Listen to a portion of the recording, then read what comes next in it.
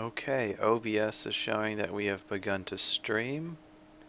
We are live. Just going to go ahead and wait for Twitch to acknowledge that we are in fact live, and it just did. Currently playing a ad for me, so I gotta wait until that ad clears up so I can make sure that we are in fact displaying our video, the little logo here. So while that's doing that, I'm gonna go ahead and get this out of the way. Hey everybody, thanks for joining me on another stream session. I am grekaosangel, and this is the 4th episode of Let's Stream Final Fantasy VIII. In the last episode, and if you're watching this on YouTube, you probably skipped over it. For a good hour and a half, we played Triple Triad against various people at the Balam Garden. We played around with some of the roles. We got quite a bit of cards that were going to be very advantageous to us, and that's about it. Let's go ahead and pop on the video so we can actually start playing the game.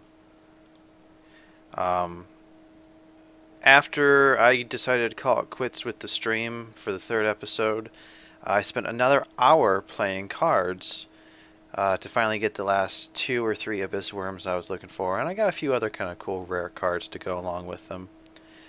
So far we're only looking at something in the neighborhood of 4 hours already put into Final Fantasy VIII. Yeah, just shy of 4 hours. It's not that bad. I mean, we're pretty much right there. There's a few things we could try. We could have gone to the training area and fight the T-Rexar to card it, but I don't really think it's necessary. So essentially all we have to do at this point is do a few things.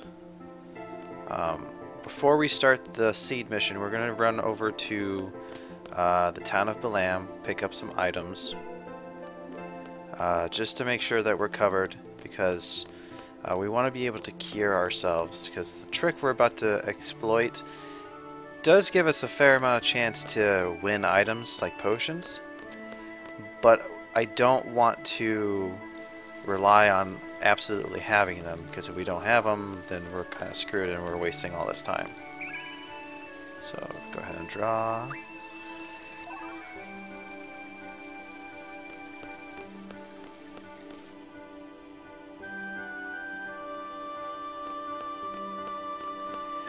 But pretty much from here on out, we've got one trick to exploit, as I'll explain when we actually get to the point where we can actually start using it. Beyond that, it's pretty much a straight shot through the game.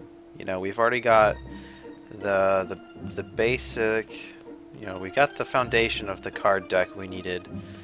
We can't, even once we get the ability to turn those cards into items and then refine them further, we don't want to do that to our rare cards just yet, because we still have to get 1 or 2 more cards from some pretty good card players before we do that. I don't quite know how long things are going to take, so it may not be this episode, but we're not too far behind.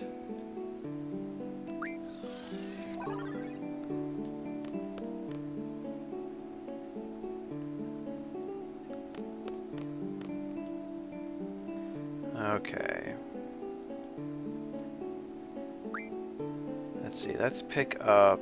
We got 4 Phoenix Downs. That's usually enough, I think. That'll be enough. We'll do. No, that's too much. So let's see, we're gonna have a party of 3. We'll have a grand total of.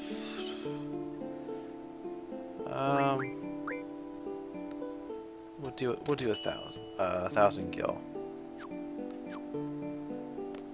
I don't know if that's enough, but you know what? That's what I'm going with. I don't think we have the ability to refine anything.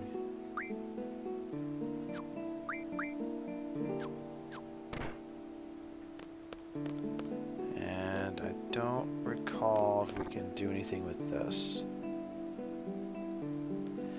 I believe this is Zell's home, which we haven't met Zell yet, but he's another main character. After this SeeD mission, we're going to come back here and challenge his mom to a card game, which will allow us to get the Zell card.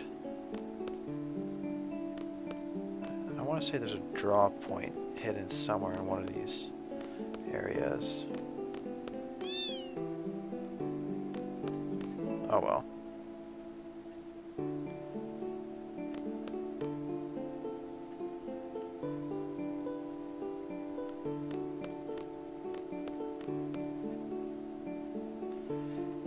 So all we basically have to do is go back to the garden. If I'm not mistaken, we just change into our uniform and then we're debriefed on this whole test exam, what we have to do, what our mission is, should we choose to accept it. And we will. And then we should, if we have time, get another GF by the end of this stream. And we also, by the end of this particular stream session, we should have a fair amount of the abilities that we require on our GFs through the exploitation of this. It's not a glitch, it's so much, well, a lot of Final Fantasies have sort of, I can't say a lot of them, but I know for a fact 2 of them, just in the PlayStation era, had tricks that you could do like this. For instance, in Final Fantasy VII, there's character's level was dependent on your main character's level. So depending on how strong you got, that's how strong the level of the secret character was. And Final Fantasy IX did something very similar. They had it where if you leveled up a particular character when you had the opportunity, which was just a temporary character, by time the second to last character joins your party, their level and stats are based on that other character's stats. This game's kind of similar in that is our GF healed? I don't think so. Full HP, full HP, full HP. Okay.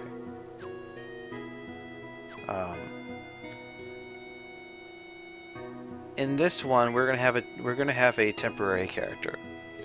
And essentially, we're going to utilize the fact that that character is going to be leaving our party to gain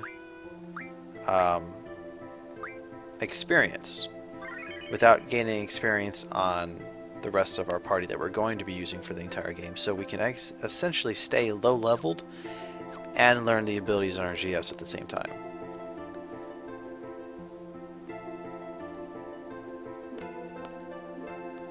Get changed.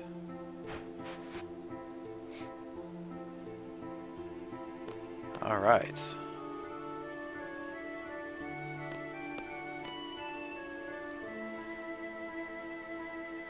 There's no going back now. We must persevere. We must push forward. Cry havoc and let slip the dogs of SeeD.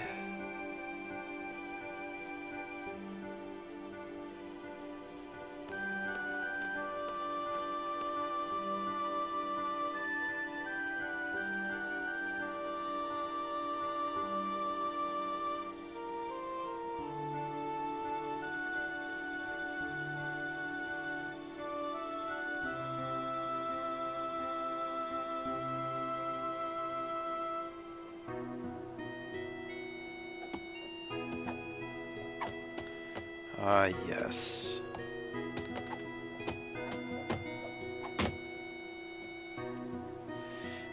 Now, who ripped off who? Mike Tyson or Zell?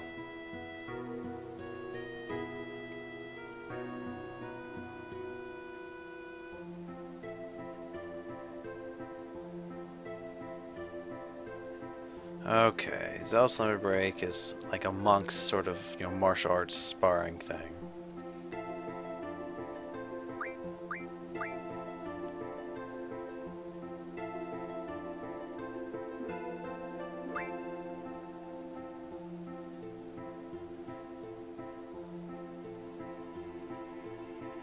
So basically, we can, when his limit break goes off, we can pick the ones we want to go with over and over, or we can set it to auto and then it'll be random.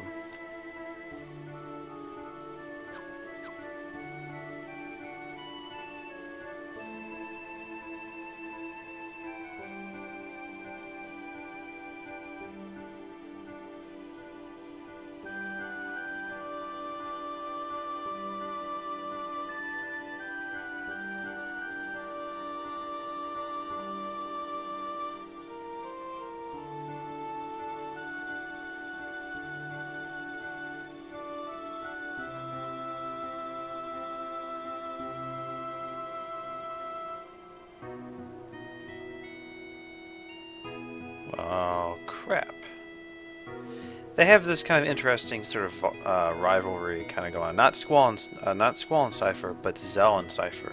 They kind of like play off each other's kind of, you know, insults.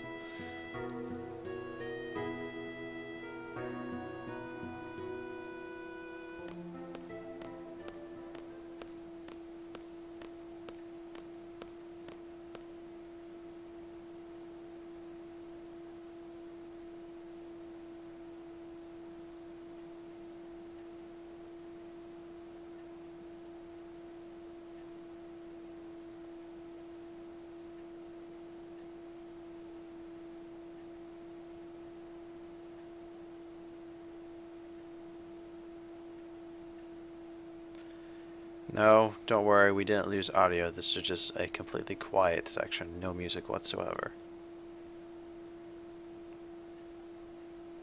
Aw, snap.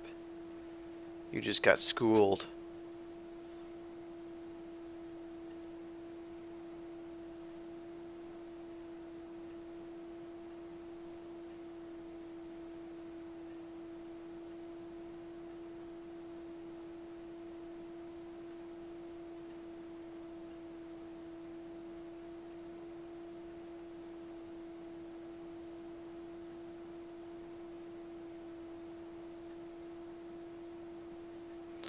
And here is Robin Williams.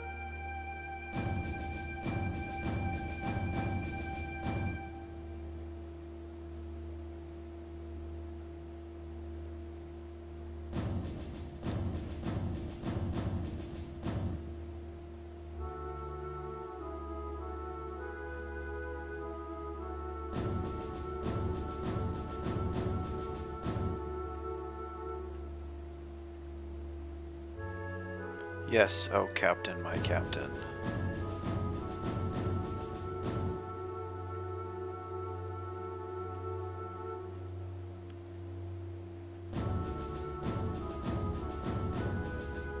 Okay.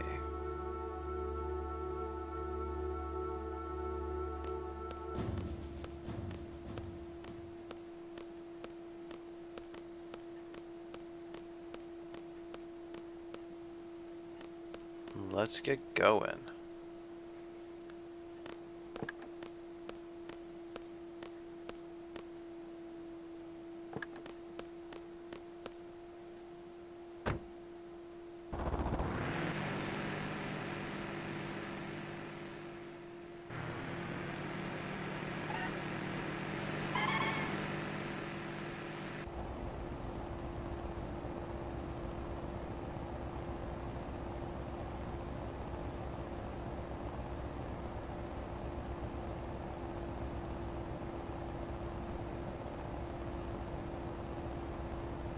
Man, if we were playing a drinking game, and every time you saw Squall use ellipses, you'd be drunk in no time.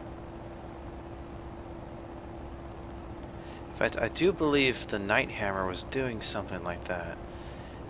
He was originally going to be doing a Final Fantasy VIII Let's Play where, I think it was like Let's Drink Final Fantasy VIII, where anytime Squall said ellipses, or used ellipses, he was going to take a shot of something, and oh, didn't take long. Does not take long at all.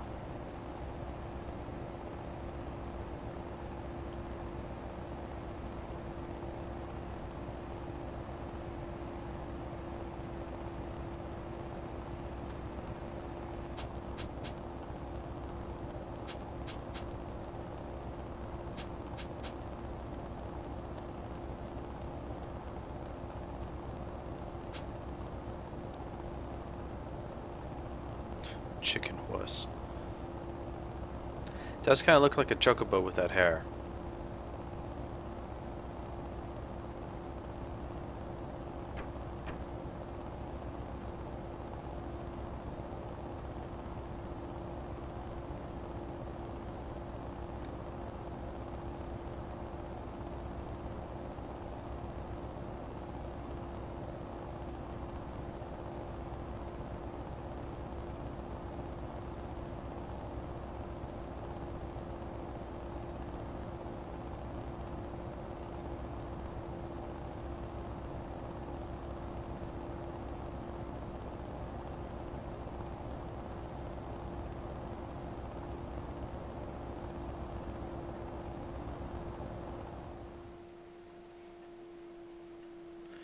think we have to do scenes at Balam. Yeah. So pretty much we can use the face buttons, triangles backwards, forwards to square, X to get on and off. We can steer with the directional button, steer with the left stick, forward and back with the right stick. Now the important thing is... So okay, my biggest concern was that my controller was not going to work with the right stick, and it does.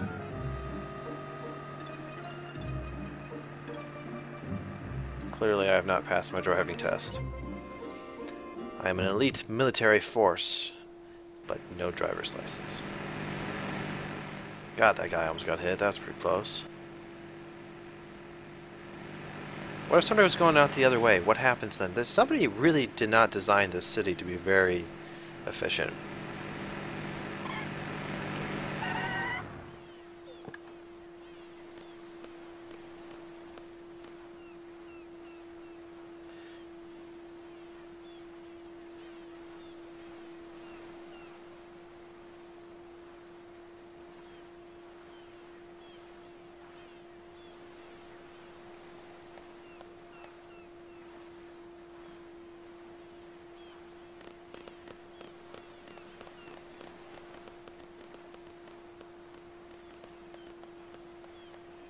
Okay, do we have Seifer?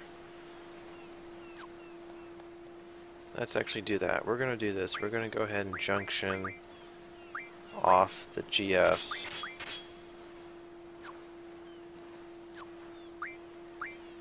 Transfer over here to Seifer. Give him the GFs. Make sure that we are giving him the ability for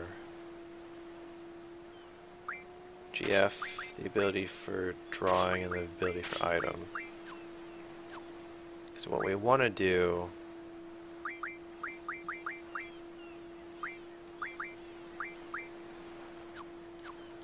I think actually I have to go to magic. Exchange.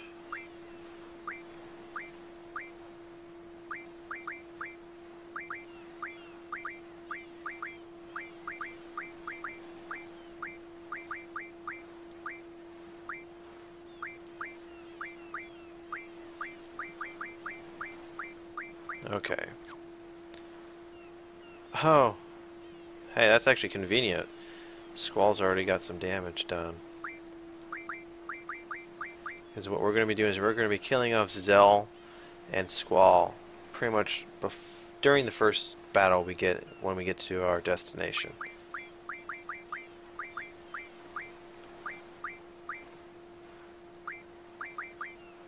So jump that to his strength.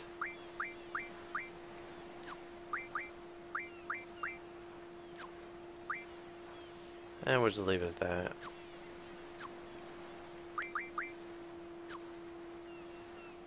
Although, shouldn't we... So we're learning card mod. We're learning... We want strength. Well, I guess we can do both.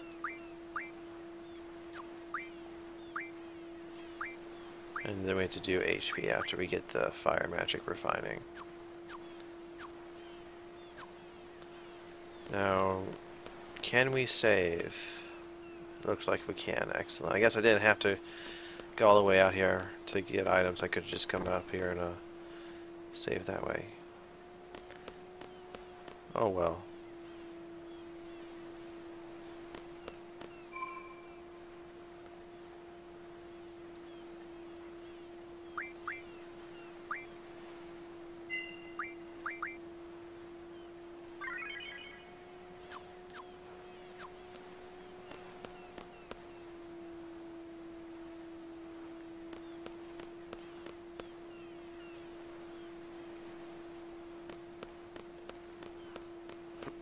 Excuse me.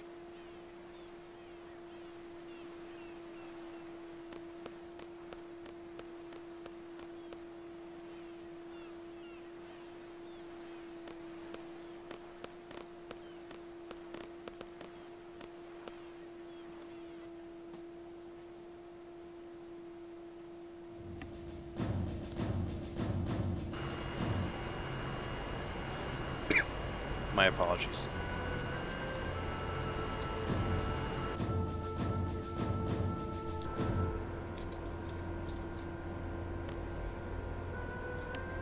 Okay.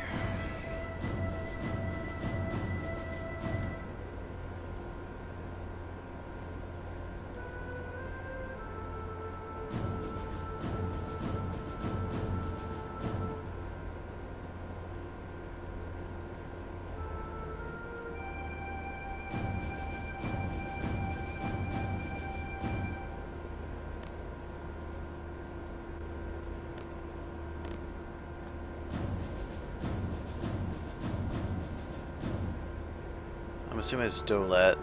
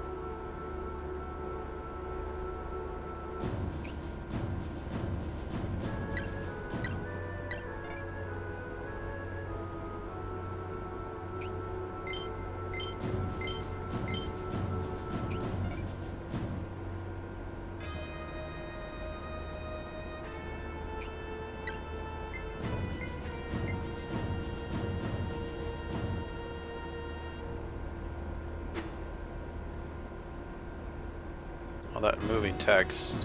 Glad I don't get motion sickness.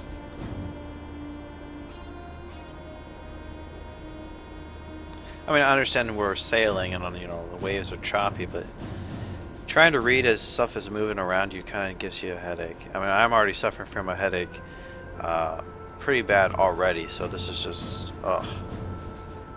But I'll get through it. I'll live.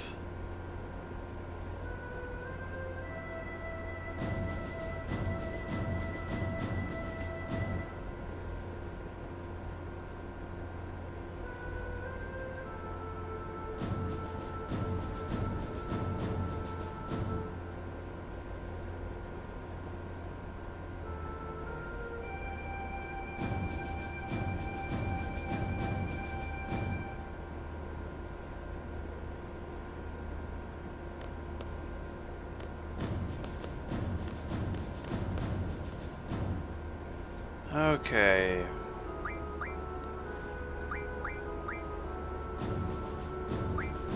Oh, we don't need any. We don't need any kind of explanation.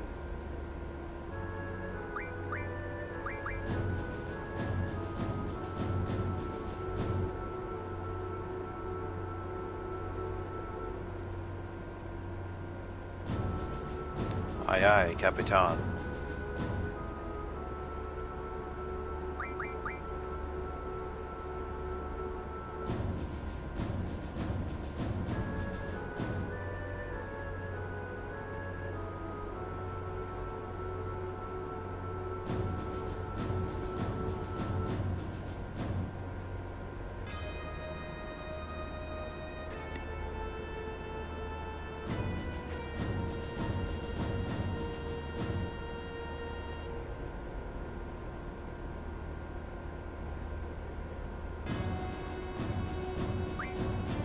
Okay, let's get the show on the road.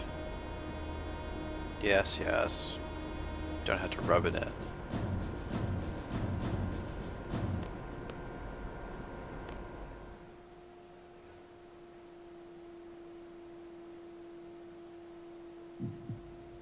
And the FMV. So I'm just going to be quiet and let this do its thing.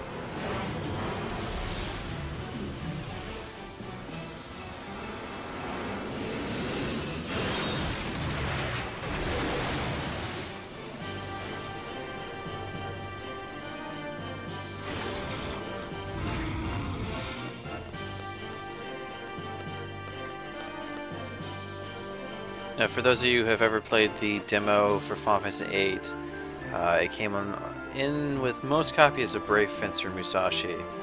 This is where the game picks up, kind of starts. We don't have a lot of options like they would have had in the demo, but it's the same general concept.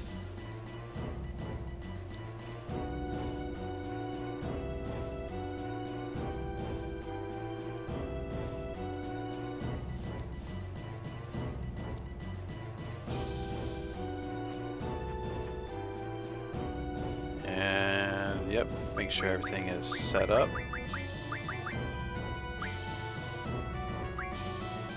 Yep.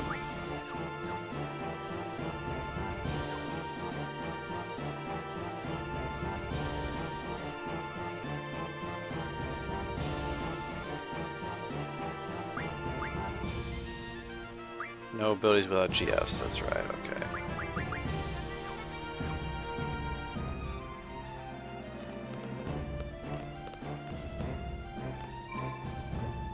We're gonna save.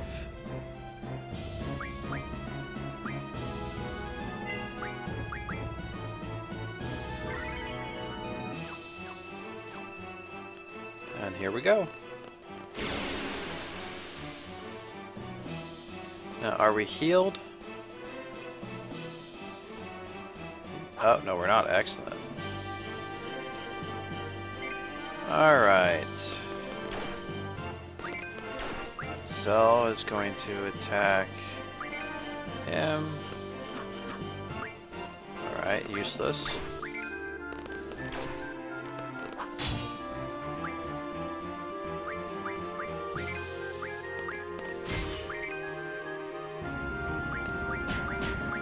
Wonder. We can, excellent.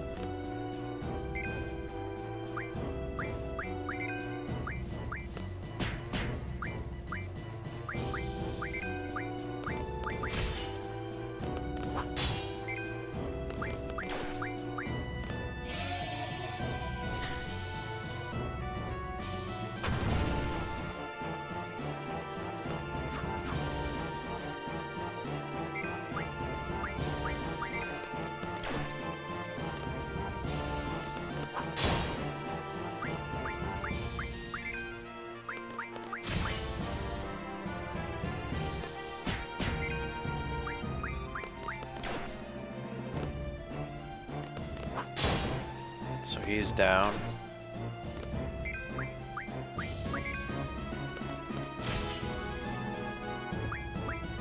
Attack yourself. Critical, excellent. Now that he's by himself, we'll initiate a limit break. And we shall win.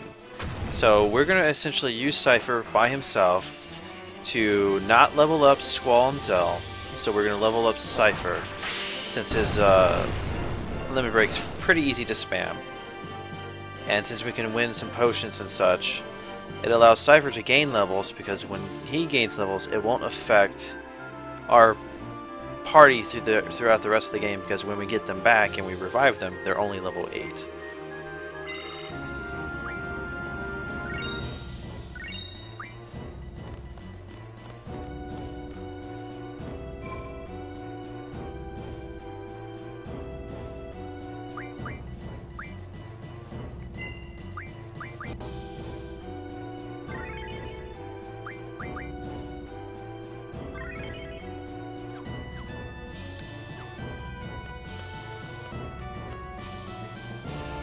And when we get to the bridge, it'll be the best point to just kind of spam. You know, we'll get at least 2 or more AP every single time.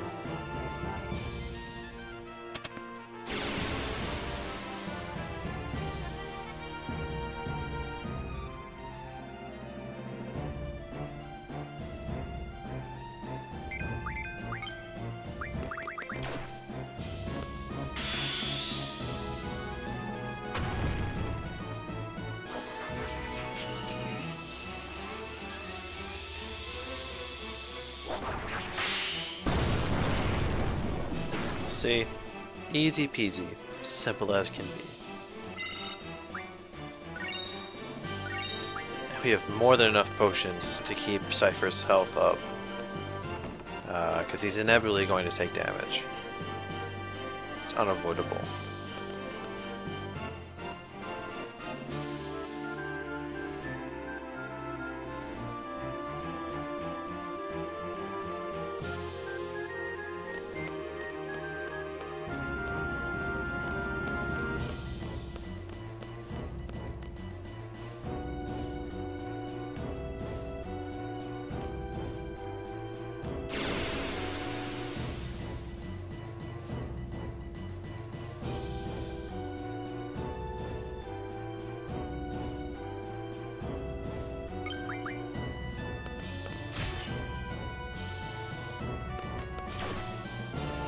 How many times does it take me to attack him to? 2 attacks? Not bad. One-on-one, no point in wasting the time to do all that for the limit break.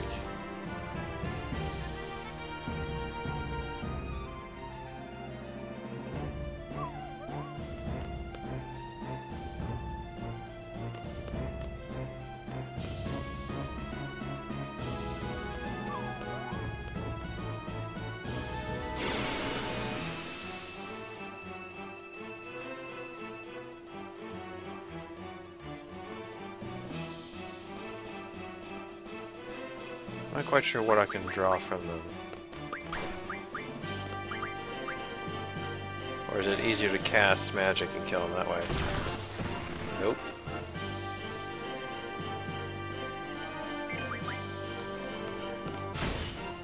I guess there's also an advantage because if you can draw Cure from them, you can cast it on yourself.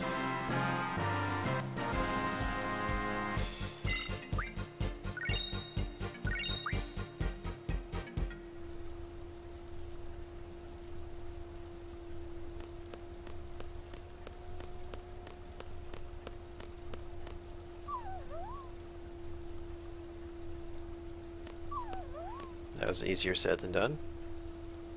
No. I'm sorry, I got that backwards. That was easier done than I would have expected. Talk to the dog.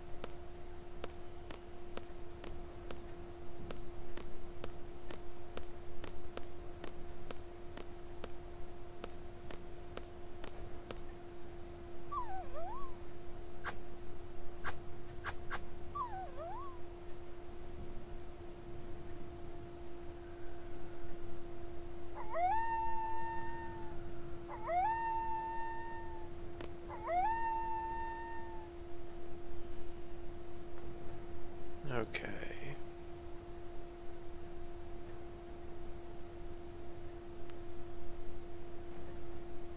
That dog was a spy.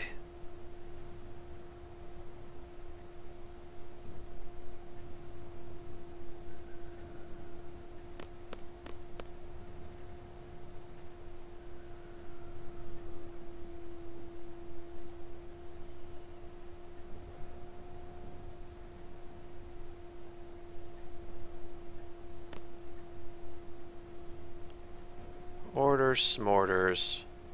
Do everything you're told.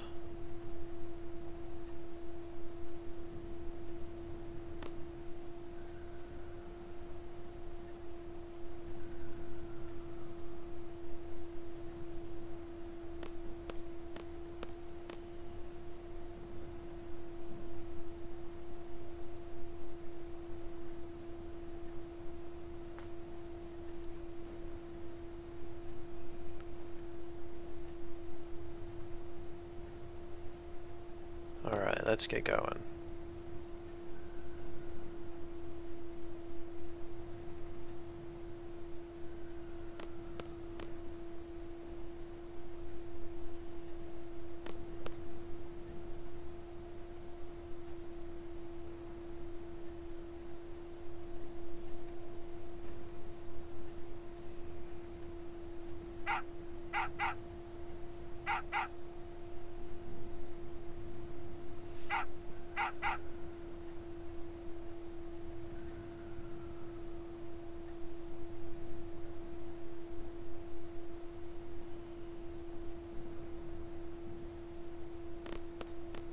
Alright, let's get going.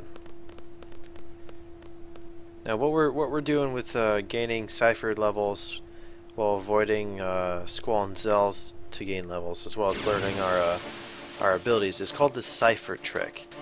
Again, it has something to do with the fact that Seifer's only in our party for this battle, this whole little session, this exam, and after that he's never going to be in our party again, so it doesn't matter what level we kind of, you know, grind him to.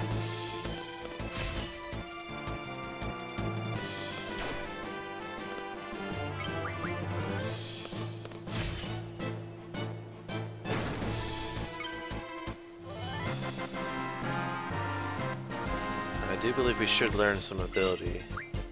I mean, we gotta be getting pretty close to learning ability.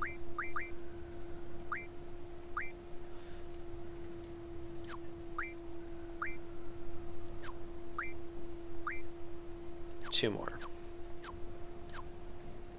Now you can fight groups of 1 to 3, I believe.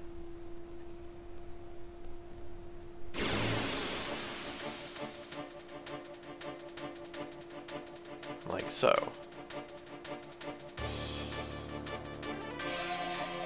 Of course, that's gonna hurt.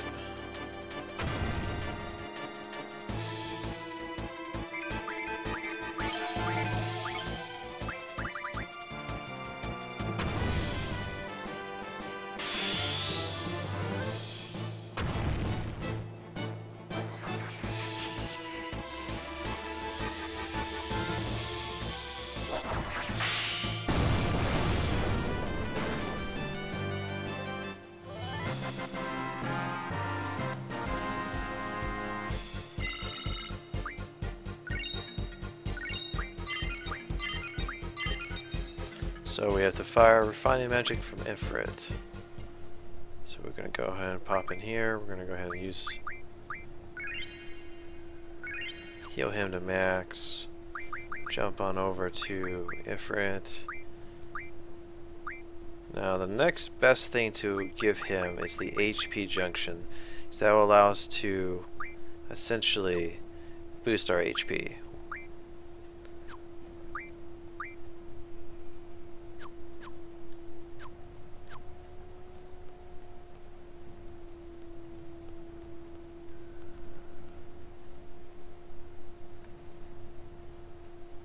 Nice and quiet over here.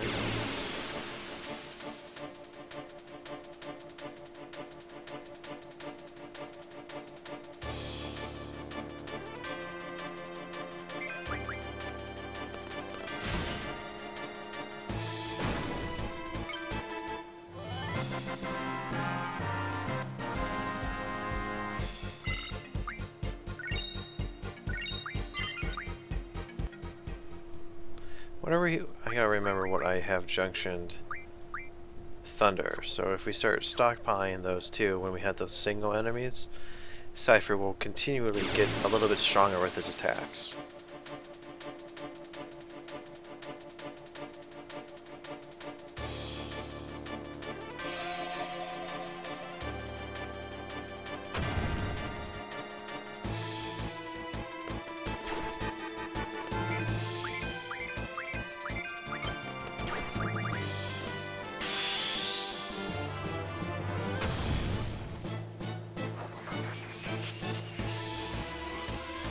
And this is the thing, most battles in Final Fantasy VIII can be won by spamming limit breaks.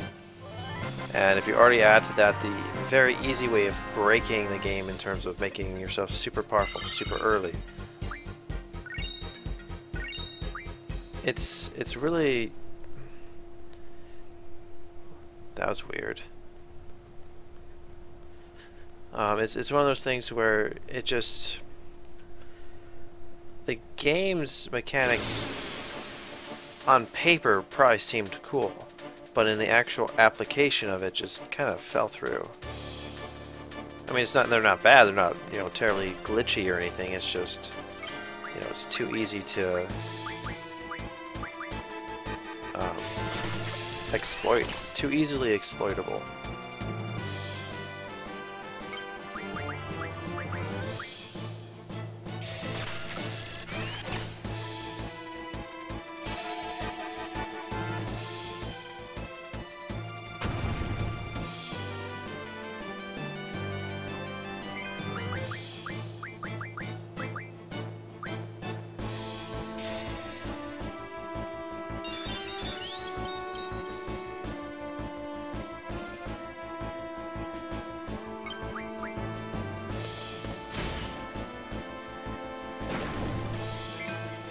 See, just from doing 8 thunders, we've gained like an extra 17 points of damage.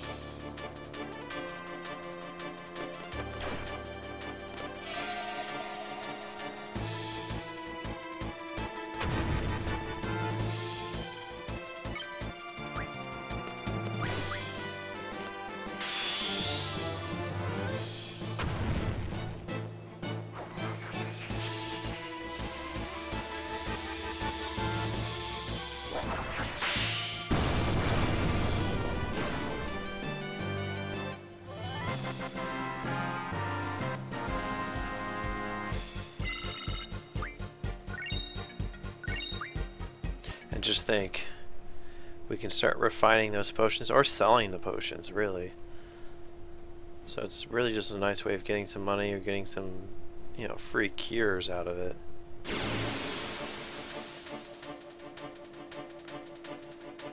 But this is pretty much the only grinding we're really going to have to do that I can foresee.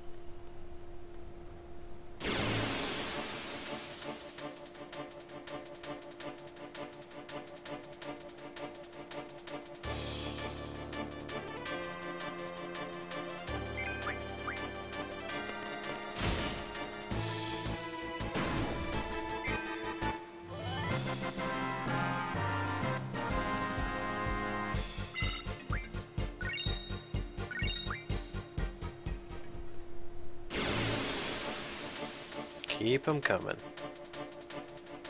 So you can also tell by the way, most of the time, what kind of enemy you're going to run into. Simply because the way that the battle opens up, the very kind of cinematic that it does, you can kind of pretty much figure out, oh, this one's going to be more than likely 3 of them, or this is going to be 1 of them.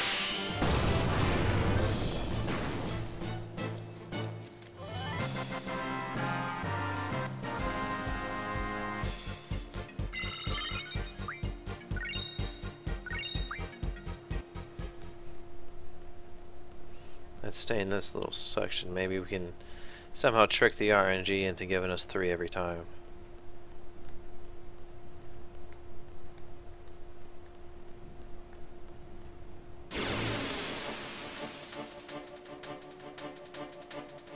No. No such luck.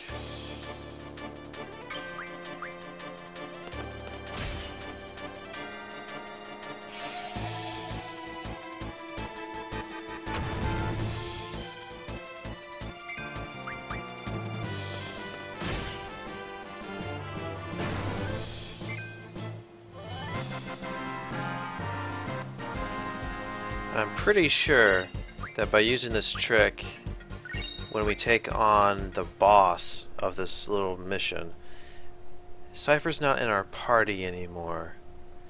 I think. If that's the case, then that means that his level, I don't believe, has anything... It won't affect the boss's level, so we'll be fighting the boss at a low level anyways. Yeah.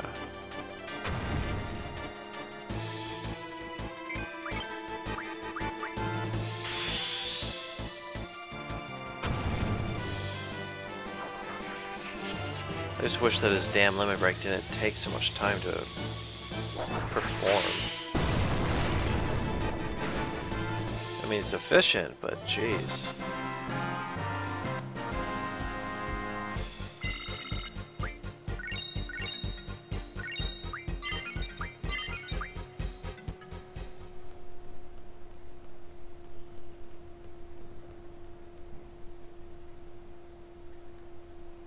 I do think that we'll be able to go back to a save. Well, I mean, there's a save point coming up too once we get past the bridge.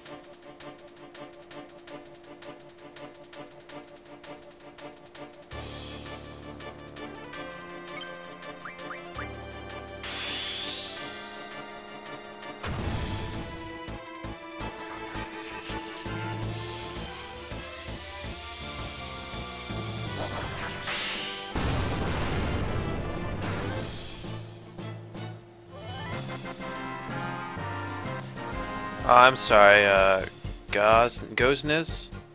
I didn't see you there in the chat. Yeah. I think that's one of the main things. This, nobody really thought, I mean, I certainly didn't know this when I first played Final Fantasy VIII, that you're going to be punished in a way for leveling up. I mean, any other kind of Final Fantasy, I mean, Final Fantasy 1, 2, all the way up to 7, and then, of course, brought back into 9, where you can grind and do okay.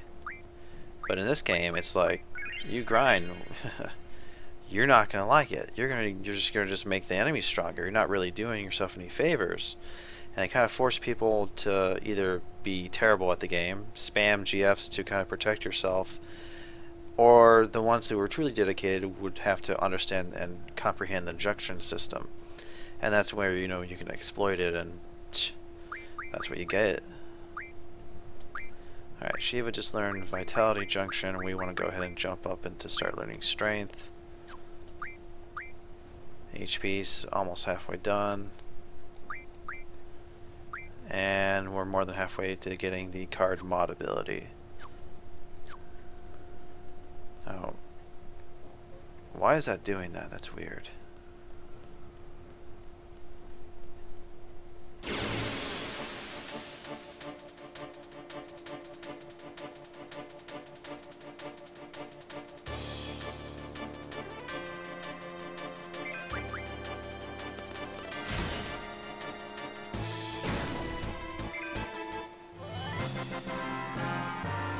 Da, da, da. Okay. I wonder if that had something to do with the way that this whole game's set up. I don't even... Maybe it doesn't... I don't know why it's doing that. Little weird glitching out there. Strange.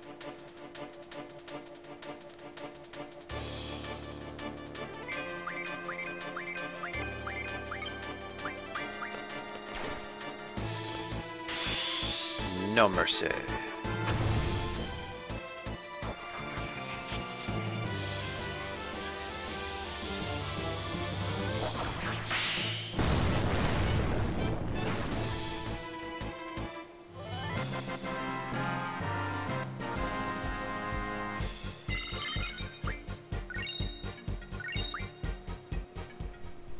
See, once we get the card mod ability on Quetzalcoatl, we'll be able to turn our cards that we spent a very long time acquiring into items, and then we can start refining those items down into magic that we shouldn't be able to get at this point in the game.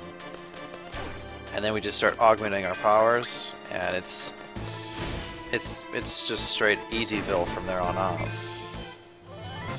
Maybe a little bit of strategy in the later boss fights later in the discs, but for the first disc at least, psh, no problem whatsoever.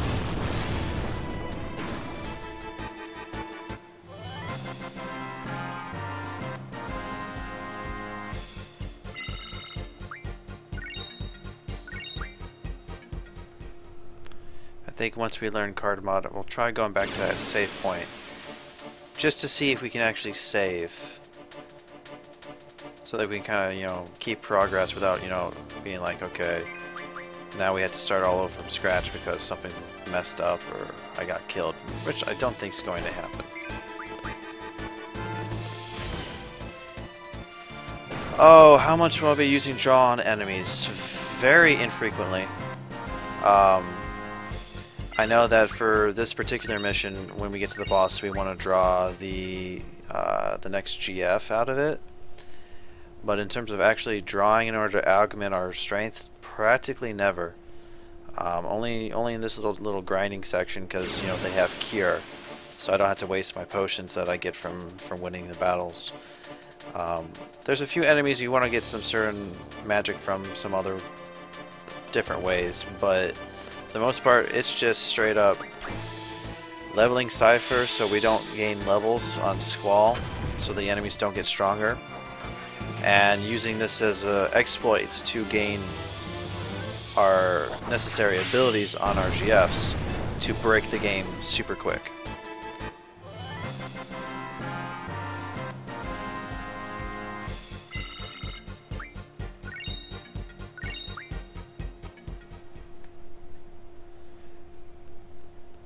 Because you pretty much have two different choices. If you want to gain abilities on your GFs without gaining levels, you either have to do this exploit here, or you have to basically card monsters and not kill them. Because when you card a monster, you get their card, you get the AP, but you don't get the experience. So it's kind of a toss-up as to which method's easier, quicker, whichever one you really want to go for. But this is my third time playing through Final Fantasy VIII, and the first time, I'll admit it, I wasn't very good at the game. I didn't really understand the junction system. I mean, that was like over 10 years ago. After replaying it a couple years back and getting a better understanding of how junctioning works, I wanted to go back, and if I'm going to be doing sort of a let's stream or a let's play of the game, I want to be able to be just overpowered ridiculous.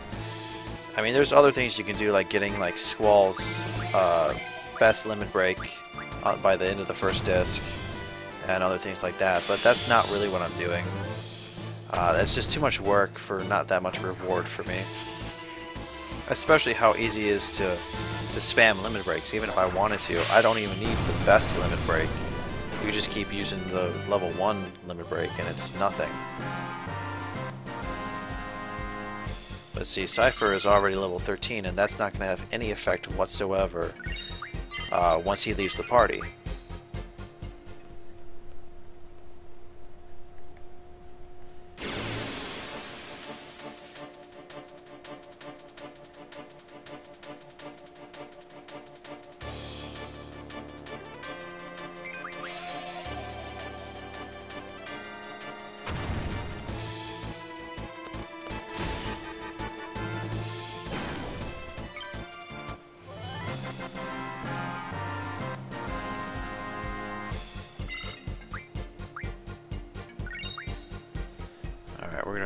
head back to that save point if it will allow us to do so. Because we're coming up on an hour worth of stream, and I just want to save my progress. So I also want to see why it's kind of glitching out on me. I just want to see if I can walk past that glitch, or is it just going to go like keep giving a hiccup beyond that. If that's going to be the case, then I have to try and figure out why it's doing that.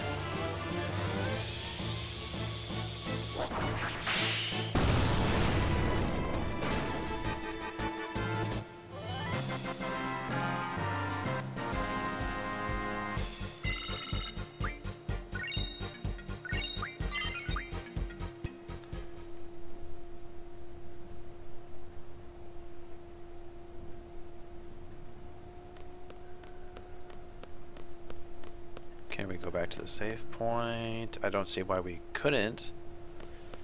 So hopefully it'll let us. And do we still fight the soldiers? Awesome! Wow, so I guess it really doesn't matter where we do it at.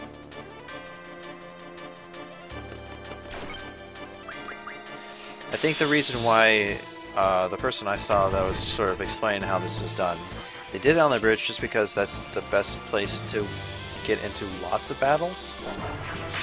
It's a nice straight back and forth kind of shot.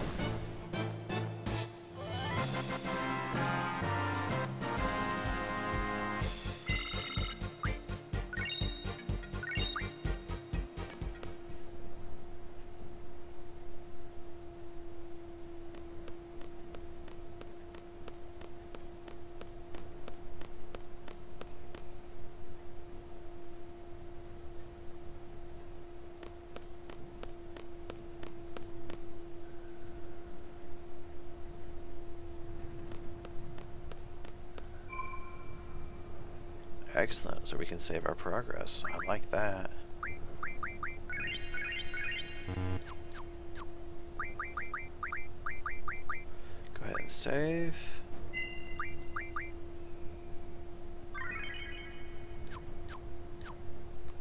Just in case if we try to go past that little weird spot with the graphical glitch, if that's going to continue beyond that point, or if it's just that one weird kind of transition area.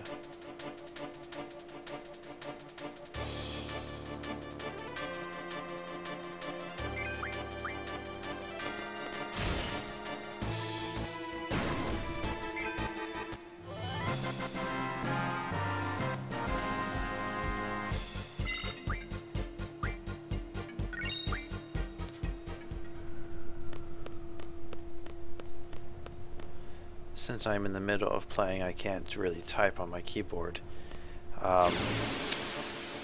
Gosnes, have you played Final Fantasy VIII before? Oh, this is a new enemy. I mean, not really, I know which enemy it is, but didn't think to find the captains or whatever they are. Yes, I'm using PSX version 1.13, pretty much the go-to thing for PC, PlayStation games.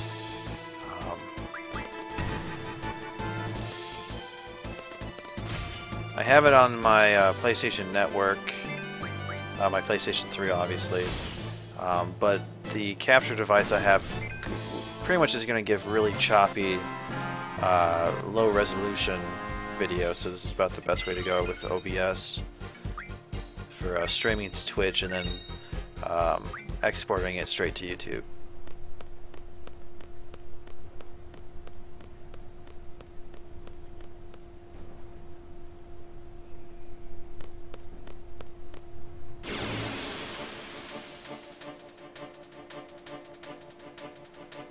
Excellent. 3 enemies. We gotta be getting pretty close to learning card mod. Damn it.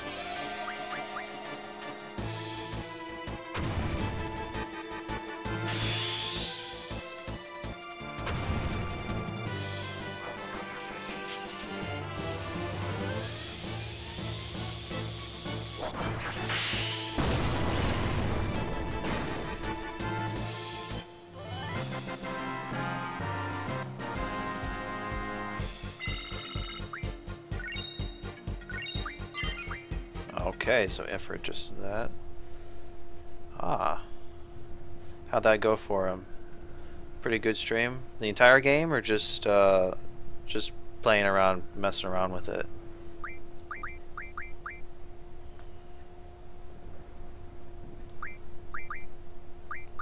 Oh. I don't know why I'm doing that. I want to go to GFs, not Junction. Alright, let's see.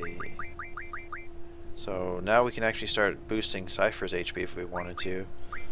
I guess the next thing we want to do is go ahead and jump up with that strength, because we're going to be giving the ability to increase our strength by another 60% by modding items from our card, so we'll start learning that. Shiva's getting pretty close there. Excellent. Almost going to have card mod. Actually, now that we can do that, we can go and junction magic to HP, and it's not much because it's just level 1 cure. But imagine it when we get Curagas well before we should. You know, it's pretty good. Finnish. So from Finland. I've never been. Nice country. I wouldn't really call it great commentary. I'm just kind of, you know, going on and off about stuff. So let's just see what happens. Whoa, that's trippy.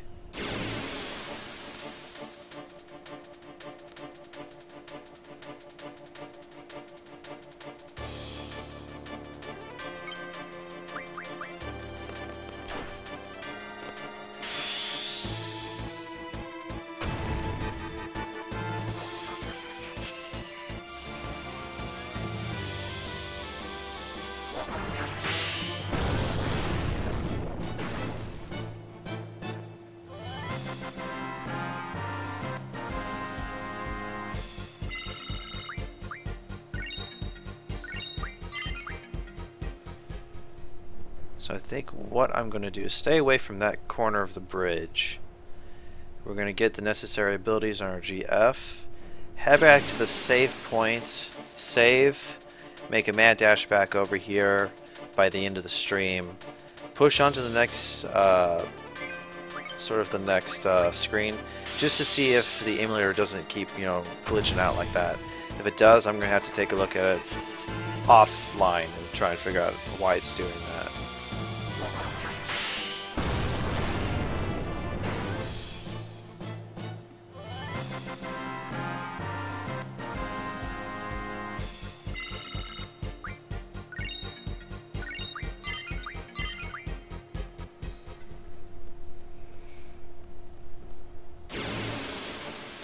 I'm going to go ahead and assume that when we switch over to the next screen, it'll fix whatever graphical glitches is going on, but we'll have to wait and see, I guess.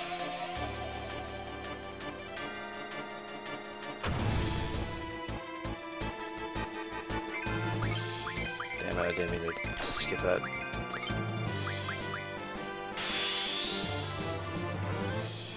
In the meantime, since you guys already did the whole game, are you fans of the franchise in general, or is it just Final Fantasy VIII?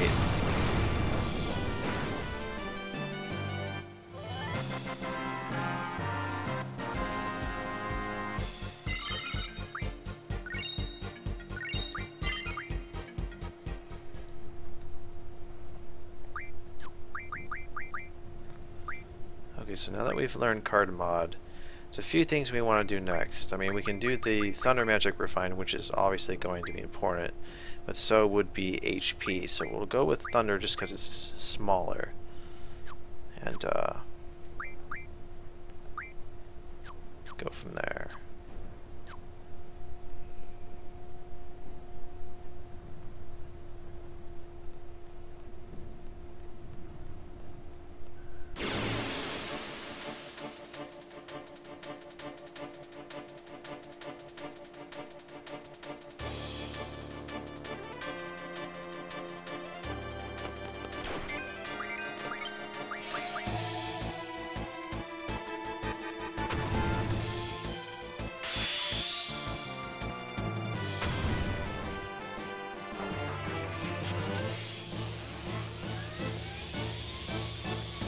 So pretty much once we get all this done and over with, it should just be smooth sailing straight through the rest of the game, I hope.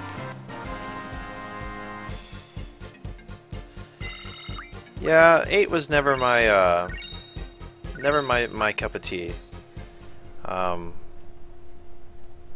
way I kind of look at it is, you have the two different types of generations of Final Fantasy games, going back to the first two generations. So you have the sprite-based, I would call it the Silver Age of Final Fantasy.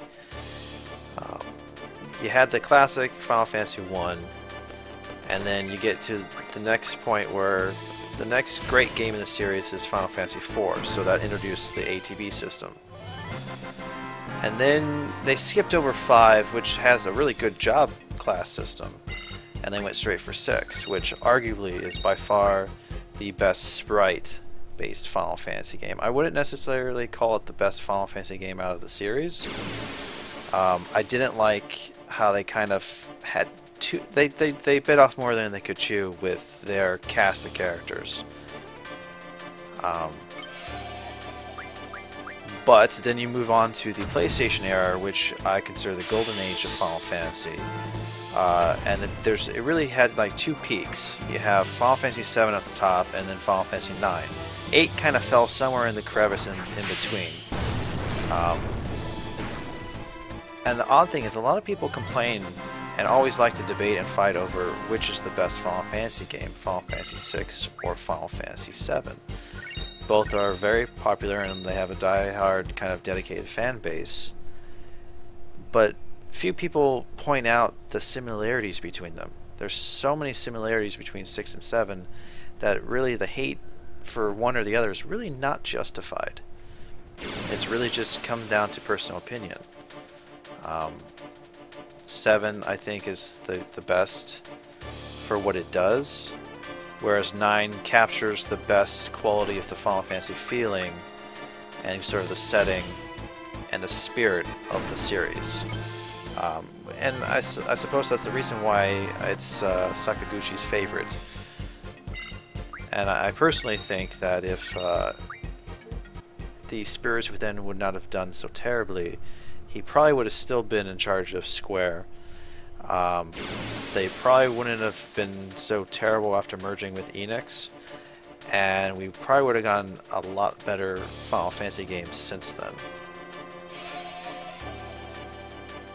But, you know, c'est la vie, such is life. You can't really, you know, you just gotta work with what you have to work with.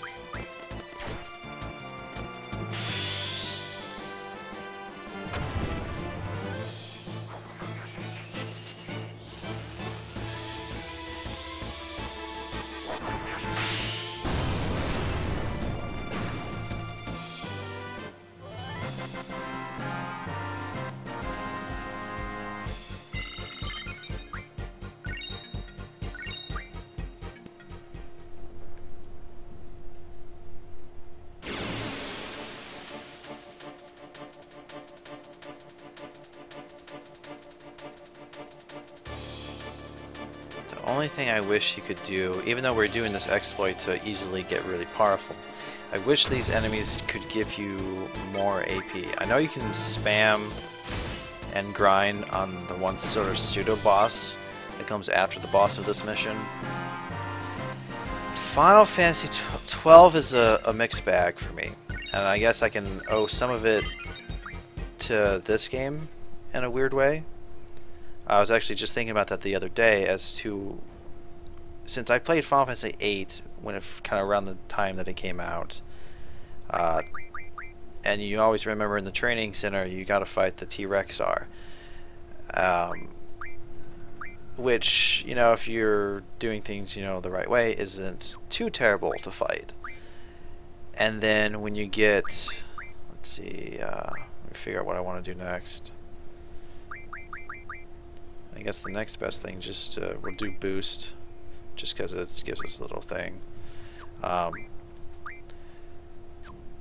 When you got to Final Fantasy XII, I had never played the online Final Fantasies before. I knew that 11 existed. I remember seeing it at Walmart one time, a really big giant box. You know, that little expansion network thing, modem for the PlayStation 2. But it was never my cup of tea. You know, I didn't see the point in subscribing to something and playing online. And at the time, our family didn't really have, you know, we had dial-up internet, so it wasn't really great. And then Final Fantasy XII came out. You know, I really liked Final Fantasy X, and reading online what we could, you know, the judges sounded so cool, and the whole concept sounded cool. And I had never played Tactics, so I didn't know that it was set in the same world. So going off of my experience, when I got into this sort of more weird transition with the typical Final Fantasy and an MMO style, you know, enemy on the screen, you know, the AI controls, you couldn't control every character, you know, normally unless you wanted to. And then you see that giant T-Rex outside of, I believe, Ravenaster. I did not know that the name being in red or whatever was next to it meant stay the hell away from it. So it pretty much decimated me the first time through, and I learned my lesson. I kind of went back and forth, you know, trying to learn that system was different, and by close to the end of the game, I kind of enjoyed it. You know, I played it, I enjoyed it. It took a while to get used to the Gambit system. I still don't like the Gambit system. It's never been my cup of tea, and I think the Zodiac edition of Final Fantasy XII improved a lot, but I kind of put off beating the game, and I started doing the mark hunts, which was a lot of fun. And then I got to like level 65, which is about normal level for my first time through most Final Fantasy games that have level systems. And I beat the game, and I lost all interest to come back to it. It was really weird. I found something I really enjoyed about it, and then when I beat the game, it's like, that's it, no more. I don't want to pick this back up again. I know it's one of those games that, again, like Final Fantasy VIII, you're either going to really like it or you're not going to like it.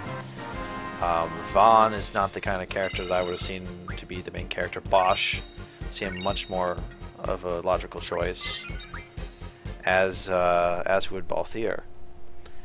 And what's interesting is I just saw a news article that some orchestra conductor for like the Final Fantasy World's music or something mentioned they're possibly remaking Final Fantasy XII, and that comes on the heels of the announcement for the remake of Final Fantasy VII. So I think it's kind of hard to say what's going to happen.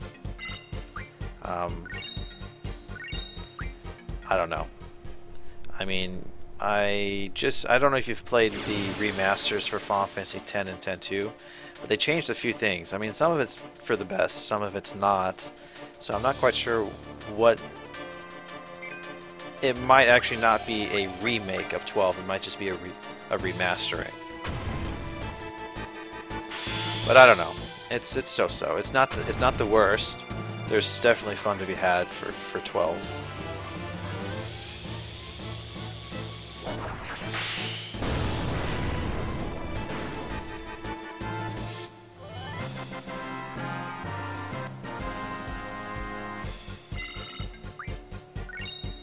But again, it really came into the situation where, again, I didn't really feel fully invested in the entire cast. Penelo and Vaughn, and Fran to a lesser extent.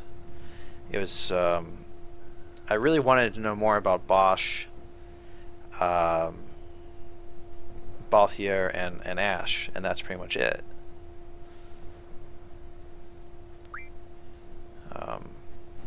Let's see, I did not realize how low we were getting in HP. Crap.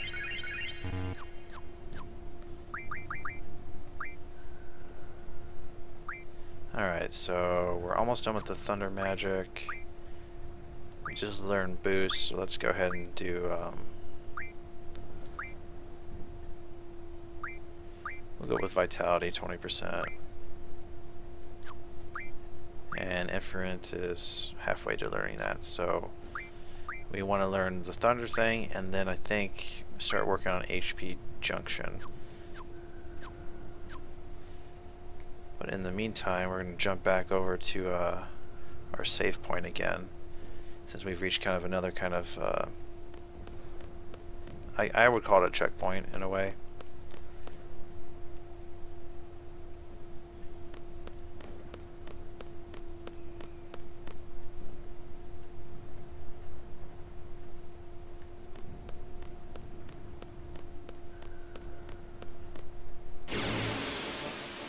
If I haven't played those, I'm assuming you're talking about 10 and 10-2.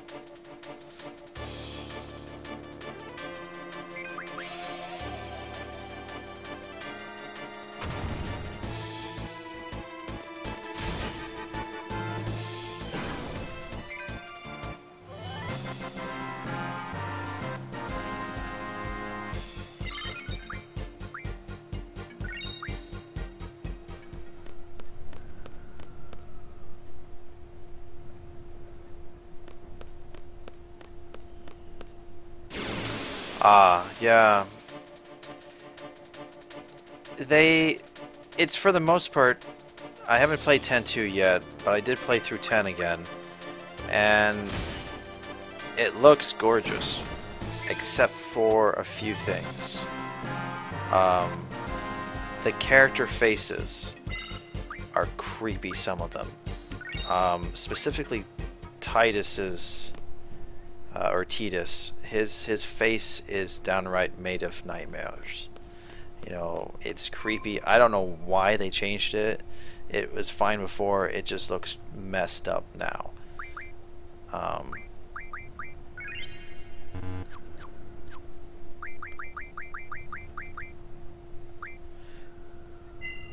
As for 10-2,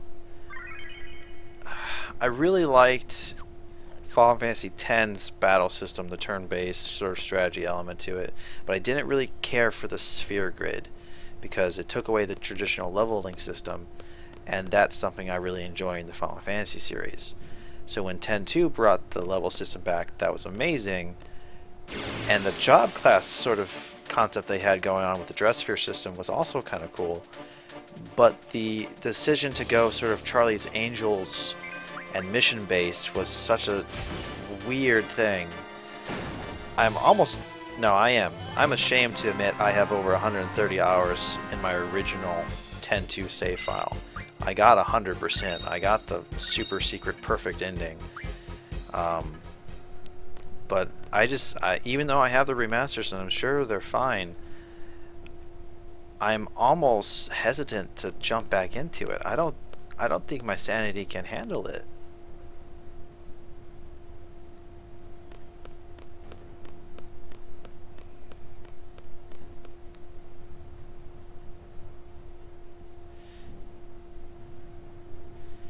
Well, the sphere grid really allowed you, it's in a lot of ways kind of like Final Fantasy VIII's junction system. If you know where to get the right items and you grind out the levels, you can really overpower your characters.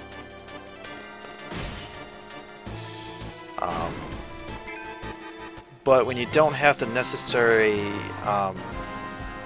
spheres to put into the nodes, or you don't have the right amount of stuff to transfer through stuff, they kind of stick you on a thing that you have to follow certain character stuff, or they're going to be under optimized.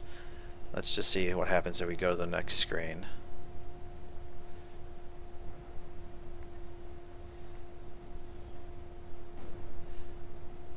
There must be something weird about that little section of the bridge then. But I guess in the same way Final Fantasy XII did the same thing with the Zodiac license, or not the Zodiac, but the license board, where you can pretty much put whatever you want into your characters, but then you can always end up making them the same, which was kind of some people's problem. I also didn't like that the espers were permanently attached to specific characters. When you have stuff like the espers in 6 and Materia in 7, you really have the ability to kind of pick and choose and switch things out if you don't want to use certain type of characters for your party. So that's always a plus. But in 12, that was one of the reasons I also didn't like the game. Alright, let's see. Use a Coltal or Ketacoltal. Let's jump over here to mid. Oh, I forgot about that. Yeah, we want to get that too. Crap.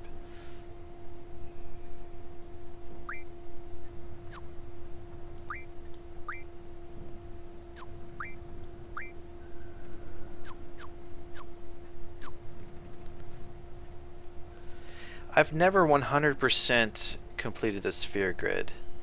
I think in the remasters you get a trophy for doing that, but I mean, even I had Tidus, Yuna, and Auron was my main party in that game, and by time I was done doing like the Omega weapon thing with, okay, come on, damn it.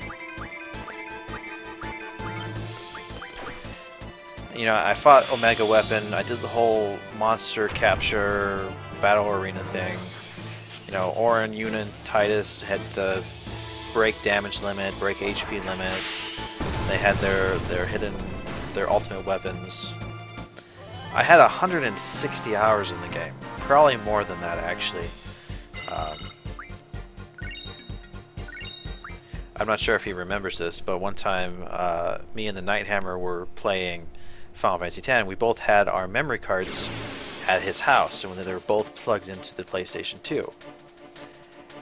And we were kind of going back and forth on our save files, and as luck would have it, guess who overwrit my save file? Which it didn't, you know, set me back too far. We were pretty much the same kind of area in terms of strength and character builds, but I'm sure anybody who's done video games with friends at friends' houses with multiple memory cards back in the day, it had to have happened to most people. You know, it's one of those things where even to this day, anytime I make saves, even on the more modern systems, and like my fiance wants to play a game that I'm playing or something, I have to make sure that there's enough separation between the save files that you don't overwrite it. Alright, come on.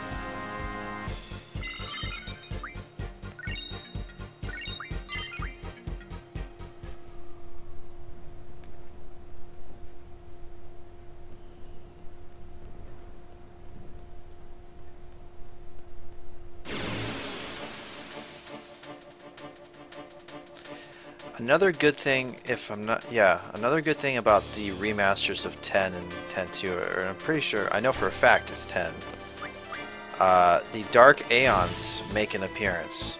Something that you couldn't get in the American version. And I'm not quite sure if it's the European version as well. I'm pretty sure only the Japanese version had... No, I'm sorry. I am mistaken. The PAL versions, the region for Final Fantasy X had Penance and the Dark Aeons.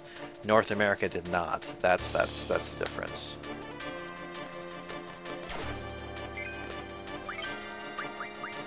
But that's kind of cool to kind of try your hand. But the problem is if you're not, like for me, I live in North America, so going from the North American version to having that extra bosses and extra things to worry about, if you don't follow a guide and you don't know they're there and you haven't saved in a while, it's kind of problematic to be like, oh, what's this? Oh, there's this person. Oh shit, Dark Aeon. Crap. They're like super powerful and I am not prepared for it. But I kind of went cheap. I kind of spammed Zanmato with oh. I feel kind of stupid I can't think of his name.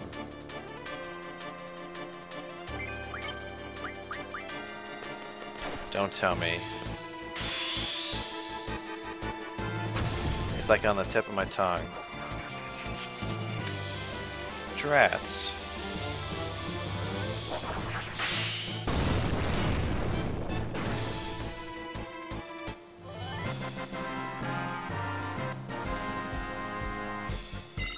I am drawing a blank. I know the name of the Aeon, the one that gives you the Ronin Japanese swordsman. Gosh, why can't I think of his... What is his name? Damn it, I skipped it again, didn't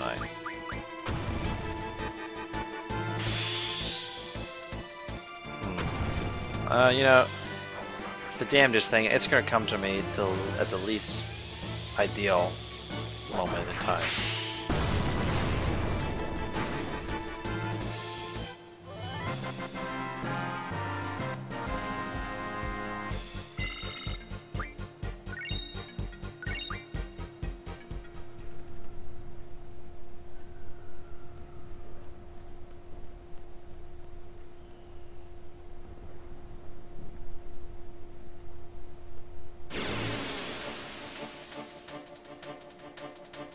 Yojimbo, duh. I wanted to say Yoshiyuki and I knew that was wrong. Yojimbo, because he's based off of the Blind Swordsman?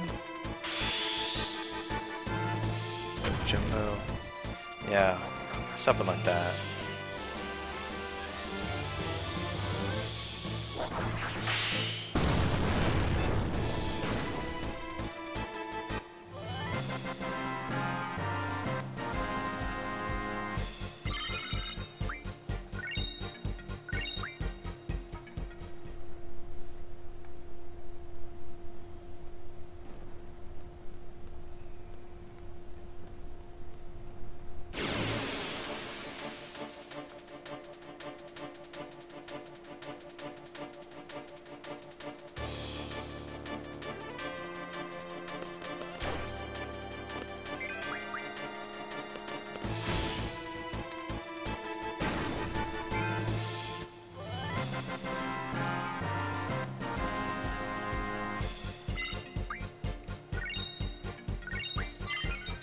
Excellent.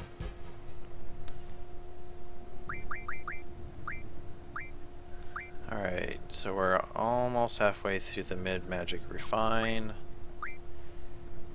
That doesn't really matter because we already got pretty much everything we need for her. Strength 40%.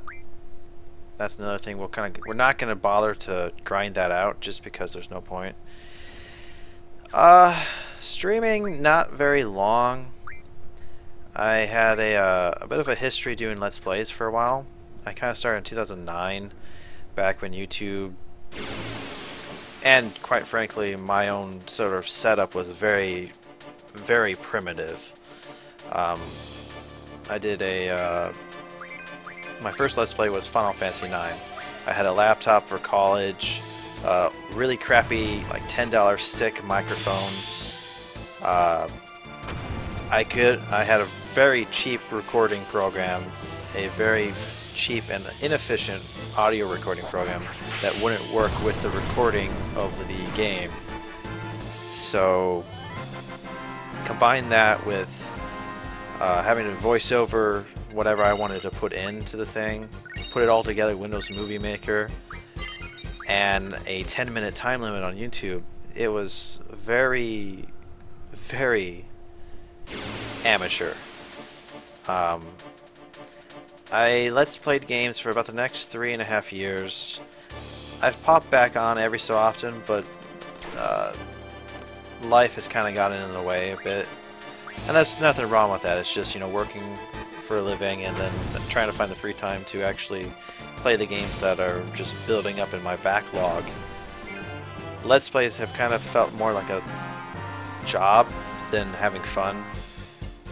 So when we finally got much faster internet and I finally picked up the PlayStation 4, the first thing I started doing was I started testing out streaming with Final Fantasy XV, the demo that came with Type 0. And, you know, that's, you know, pretty cool that the PlayStation 4 allows you to hook up straight to Twitch, assuming your internet's, you know, great enough. And from there, it was kind of quiet for a few months. And I've kind of gotten back into the itch of wanting to do video games. So I think I'm just going to be streaming. Maybe one, I mean, not as much as I have been this week alone. But I'm planning on doing some more streaming. I try to take an approach. If it's a game I've played before, I try to be as informative as I can be with what little information I have. Games that I play blind are harder because I tend to miss the most obvious things. So I can be stuck on something completely obvious that other people blow straight through. But at the same time, I'm just as likely to get to a really hard puzzle that people have, you know, struggled on and figure out in like moments. So it's a touch and go with things that I've never played before, because I don't always have something to say. I mean, I'm gonna try to, you know, from time to time, be a bit of a smartass and sarcastic in nature. And not every pun I can think of off the top of my head or movie quote's going to really fit in with what I'm doing. So it's a touch and go. I'm trying to get back into it. And with work kind of taking up so much time, Let's Plays have kind of, like I said, it became too much work. Whereas with streaming, I just play a game for however long I want to play. I record the whole thing together. I'm able, at least on my computer, to communicate with anybody that pops in. And then Twitch has this amazing feature where I can just straight export it to YouTube.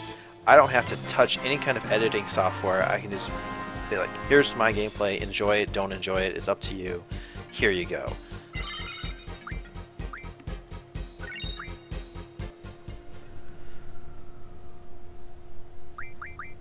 Let's see, what were we sitting at? Okay, so we're still on, oh, I forgot that's 60, damn.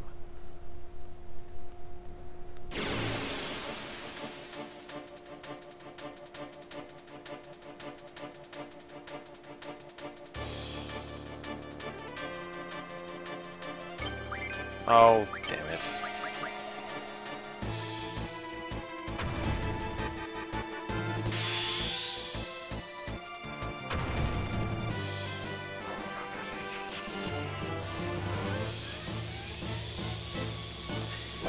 For those watching, or those seeing this on YouTube, whenever it happens to be, anybody happen to know off the top of their heads if Seifer has anything other than that No Mercy limit break?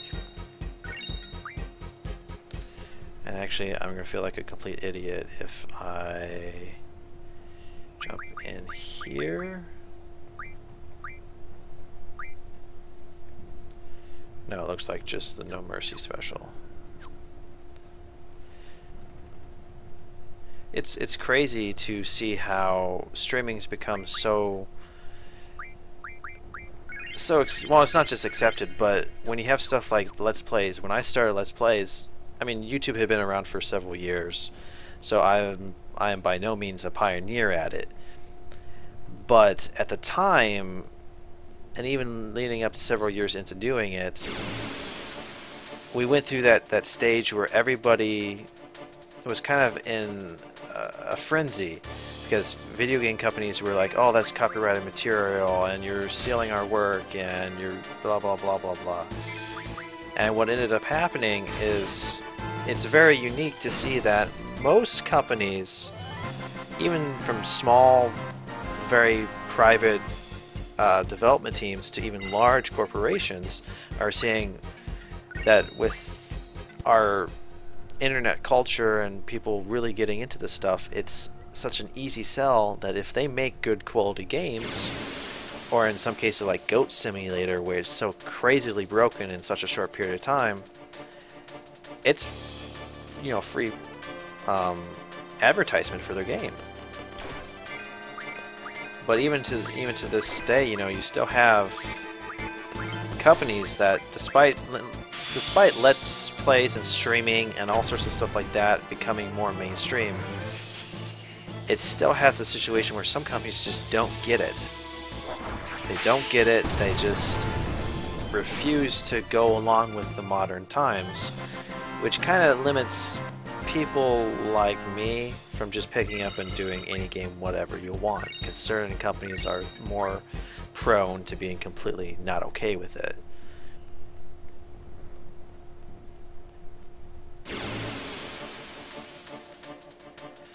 But I think a good philosophy is, you know, not try to make money off of it. And if you can, that's wonderful. You know, more power to those who manage to do that. If you're going to be streaming or you're going to do a Let's Play or something, it's to have fun. And I think that's why it's become such a thing that people want to see. Is, you know, people at work want to watch somebody else play a game because it's fun to watch. You don't have to invest the same portion of your time to it, and really the difficulty of a game, you don't have to struggle with it. You just watch somebody else struggle. It's a very interesting sort of mindset and culture that gaming's kind of adopted, and I'm curious to see where things go from there.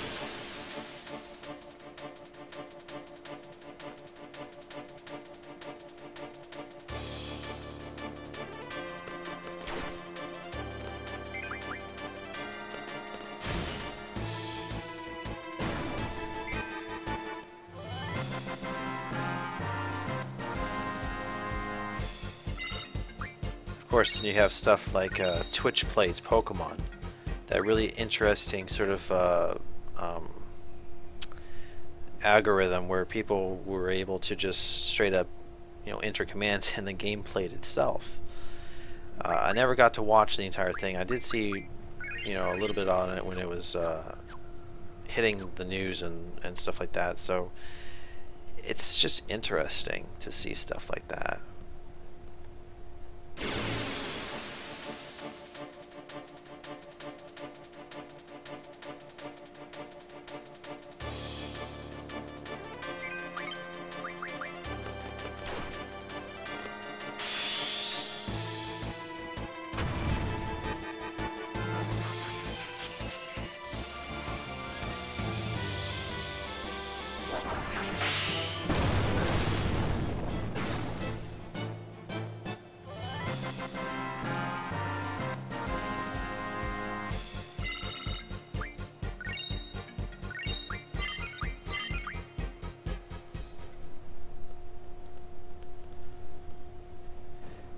I wonder how many times I have seen this same limit break over and over again in the last hour and a half.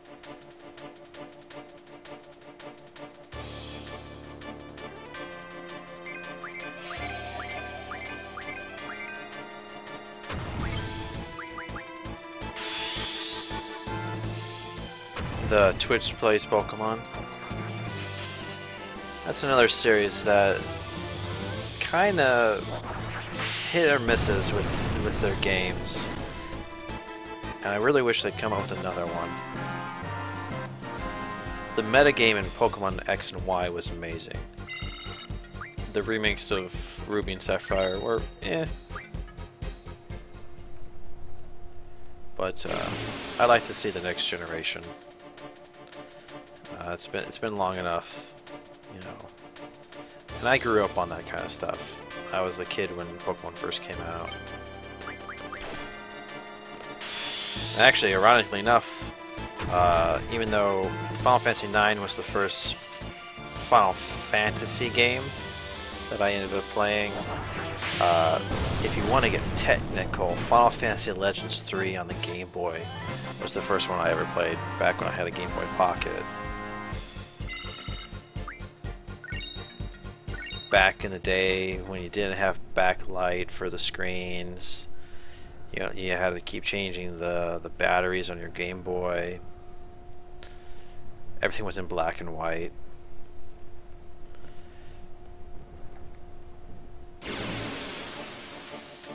True story, and this is actually kind of funny. I had a friend when Pokemon Red first came out, could not figure out how to progress through Pallet Town. Started the game, was stuck in Pallet Town for a week. Because really, to be honest, the game doesn't tell you to try and leave the town, so...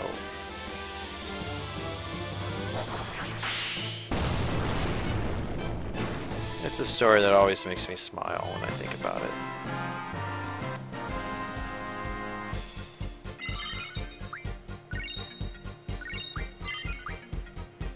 Alright, here we go. We're gotta be getting pretty close to getting all the skills we want. 5 to go on that. Doom I don't think is gonna be really worth our time.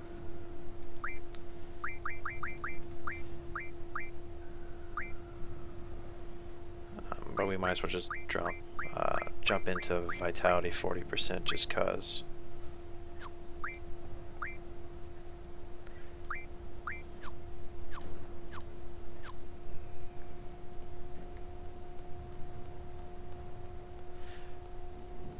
Really?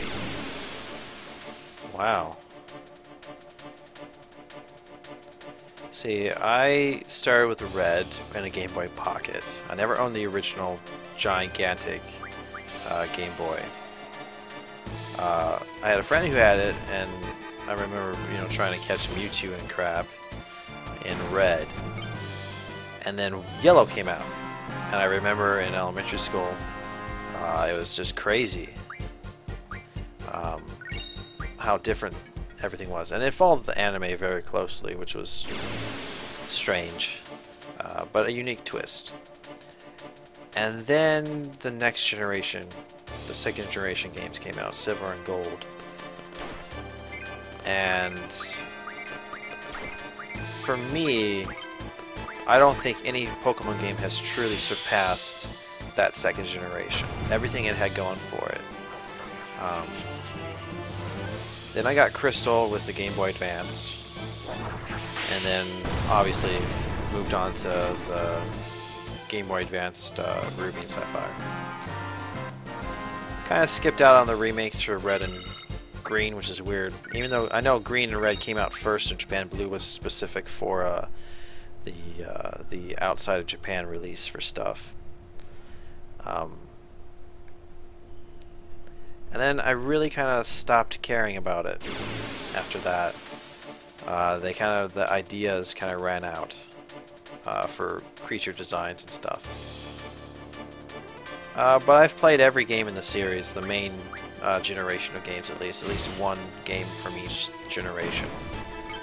And prior to getting a 3DS and Pokemon Y, the most I probably put into a game was 160, 180 hours, which was probably in Silver or Crystal. But thanks to the type of job I have and my ability to just sit and play games, at least handheld games, I have currently over 500 hours in Pokemon Y. A lot of it came from breeding and stuff, but... Alright, so let's just see what we have here. We have the card ability, which we needed. Card mod allows us to refine items from the cards that we have, and we have quite a bit. We can refine magic from those items then. We want to learn the HP junction for Cuticle. Shiva doesn't really matter because she already has the strength junction already.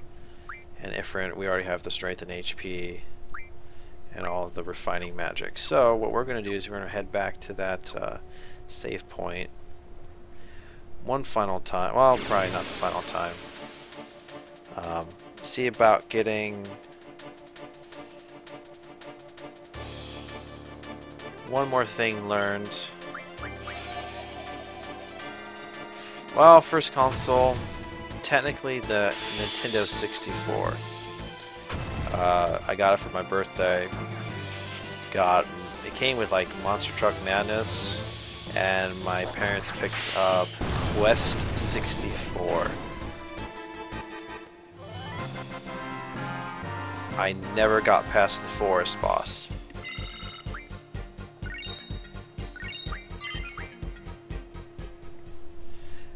I've been incredibly tempted to go back and try my hand at getting through Quest 64, but it's such a underdeveloped game. It was really rushed out to deliver to release. It was not put together well. So many features that it was supposed to have were cut. Some people love it, and I don't understand why.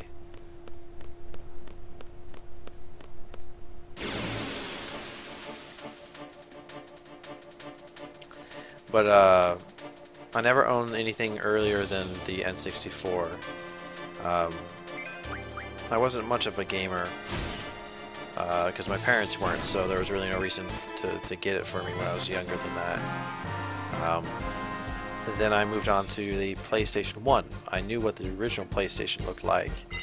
I had some friends who owned the big gray version, and then we were in a Toys R Us one time, and I'm like, oh, I want that for my birthday. Can I have it for my birthday? Well, we'll see. And then I ended up getting it.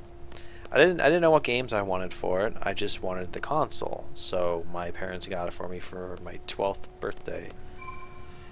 And it just so happened that they picked up Final Fantasy IX and a memory card, thankfully. So from there, the rest is just history.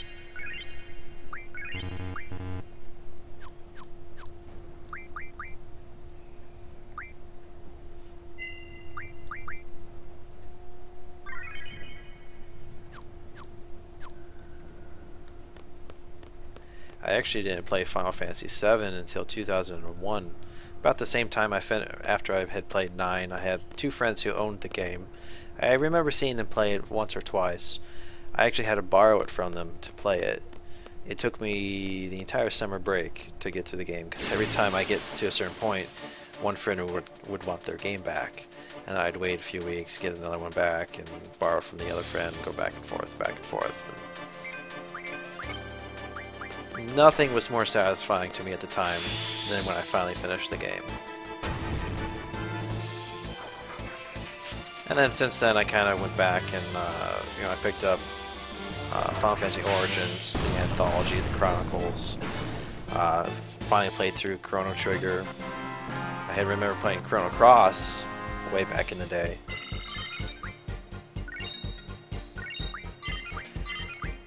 Back when a local supermarket used to have sort of a video movie / video game rental service.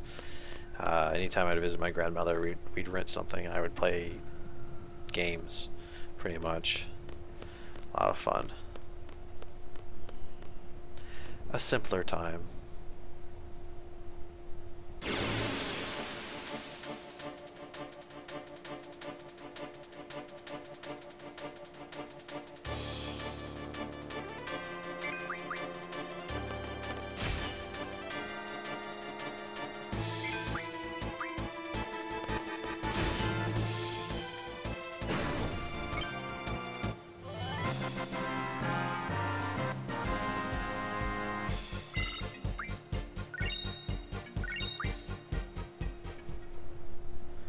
But of course, I was no stranger to the Super Nintendo and the original, Mario and original NES. I had a few people that I knew that played it, and I remember playing it way back in the day, but I never thought anything of it. Oh, don't want to do that.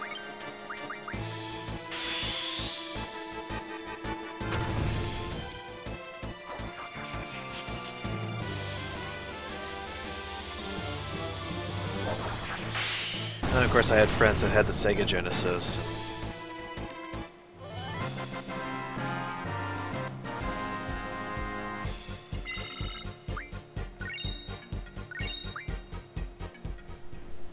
But yeah, we're pretty close to where we want to be here.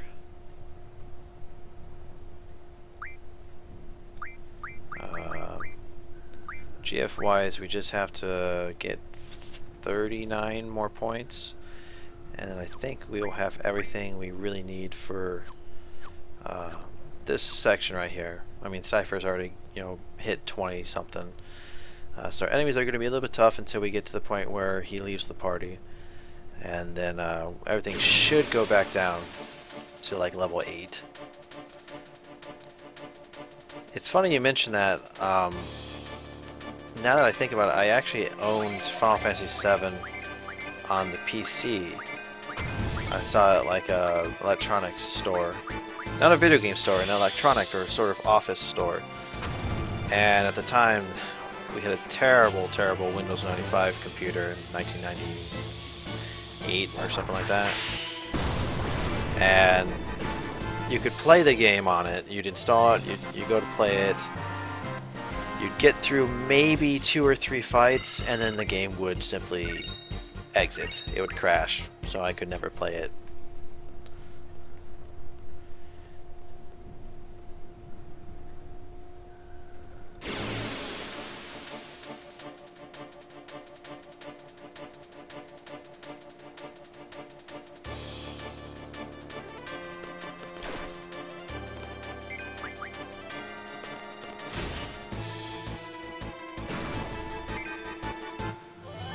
It also doesn't help. Final Fantasy VII is riddled with translation issues, grammatical errors.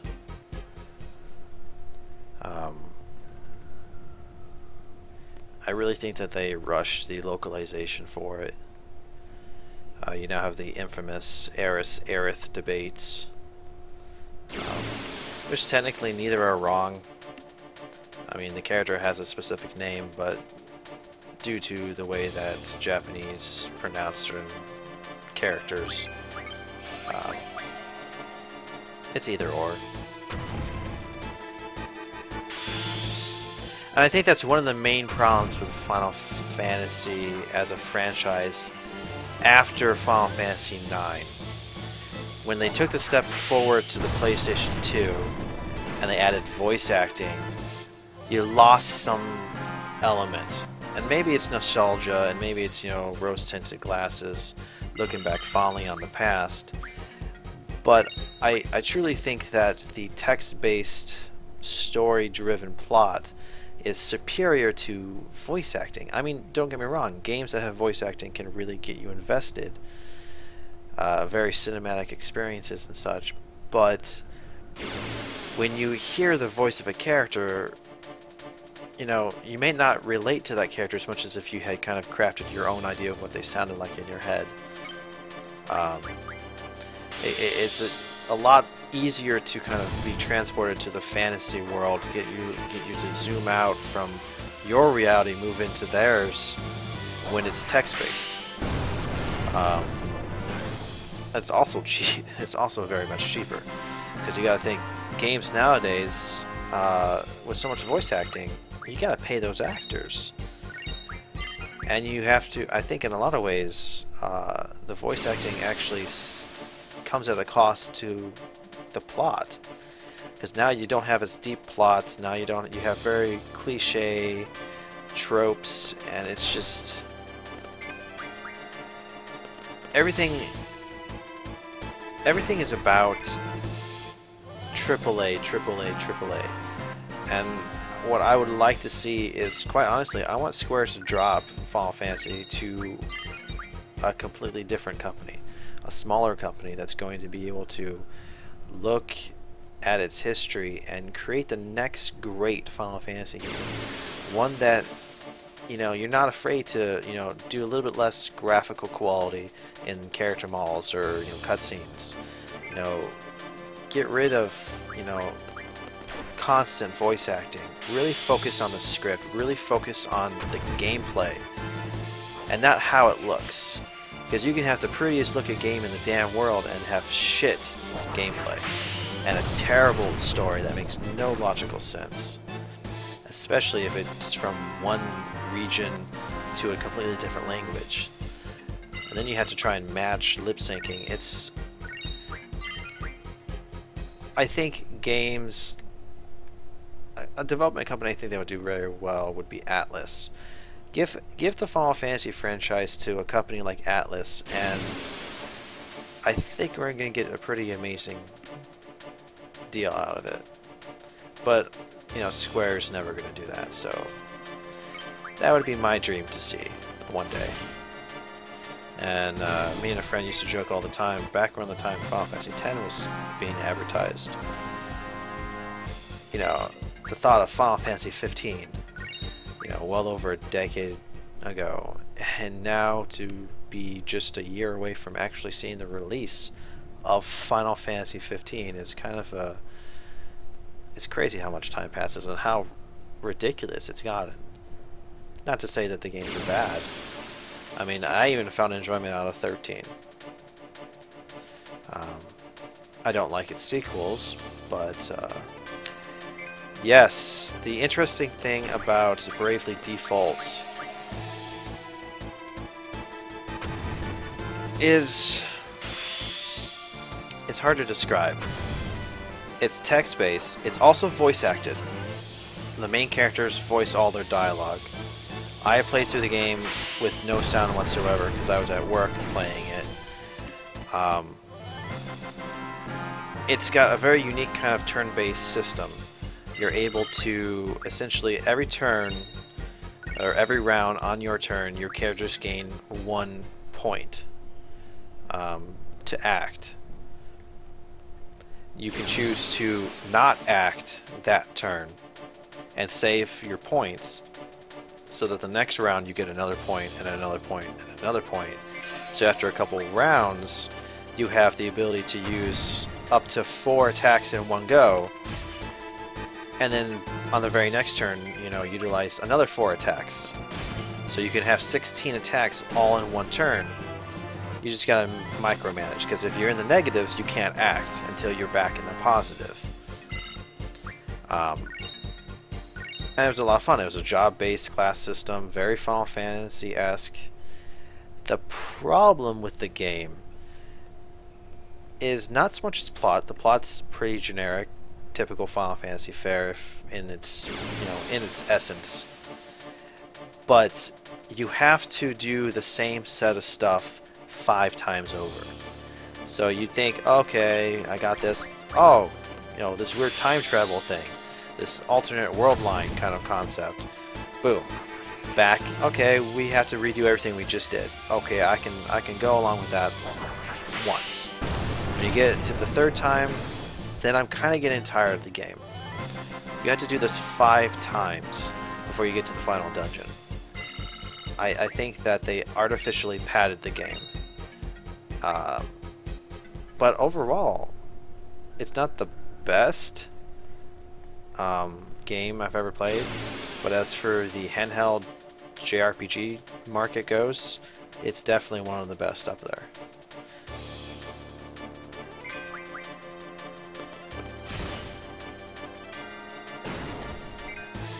And that's the sad thing, you know, it showed that Square can still make good Final Fantasy type game, which is really mind-boggling that they can't do it for consoles. Alright, let's see, we gotta be getting pretty close here. 16 more points.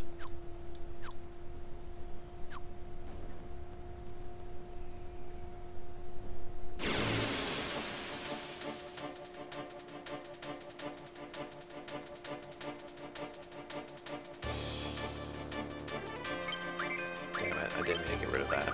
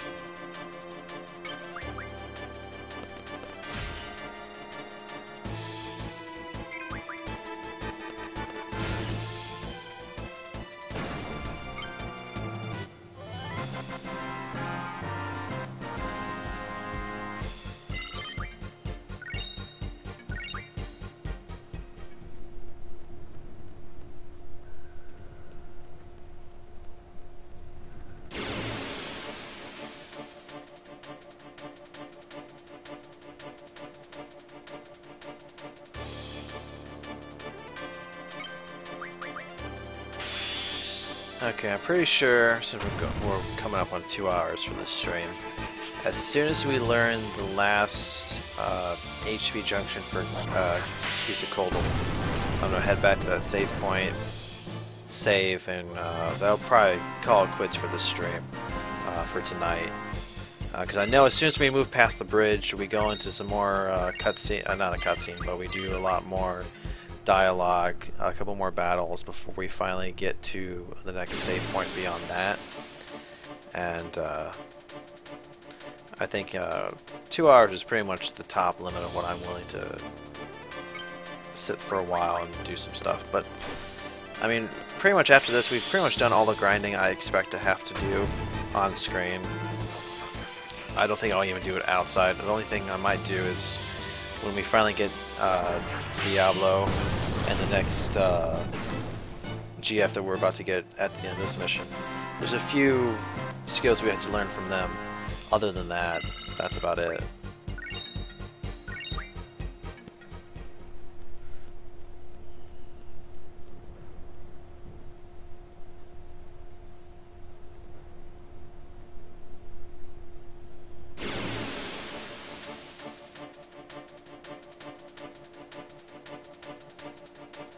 And I must applaud the game for giving me these 3 battles all over the time.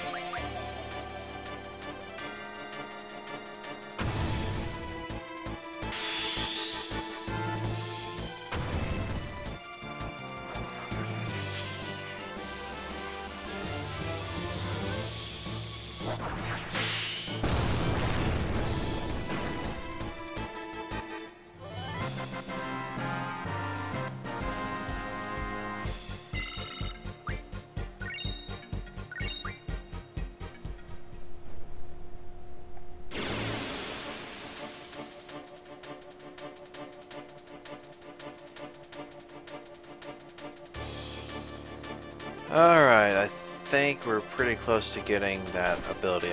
No, I don't think this battle. One more, I think, will do it. Damn it. I don't mean to do that. Quite honestly, I'm sick of seeing this limit break. I'm sorry. Going from level 9 to level 26, I've had enough grinding.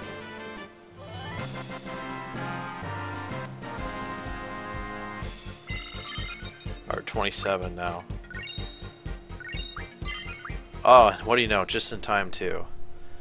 Just finished tripling Seifer's level, and we learned the necessary skills. So pretty much as a recap for why we were grinding in the first place, we already had the card ability on Quetzalcoatl. We needed to get the HP junction. We needed the Thunder Magic Refine, Mid Magic Refine, and Card Mod.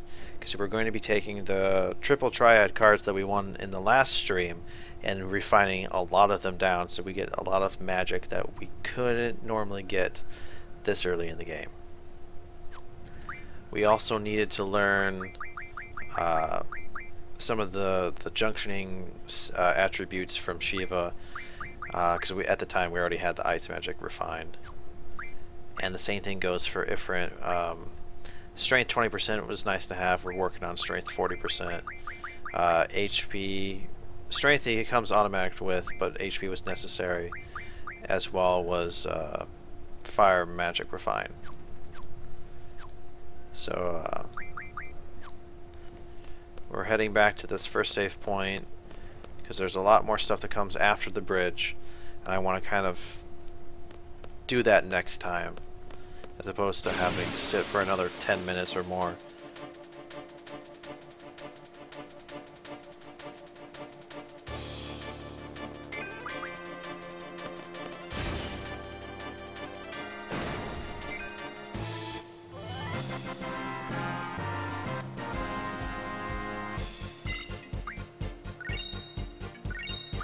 And we've already maxed our potion count.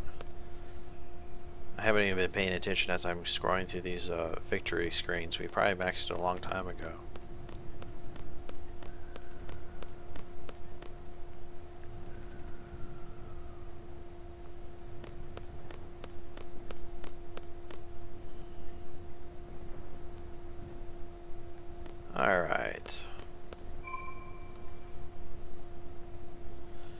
pretty much we're done doing some stuff, so we're gonna revive Zell and Squall.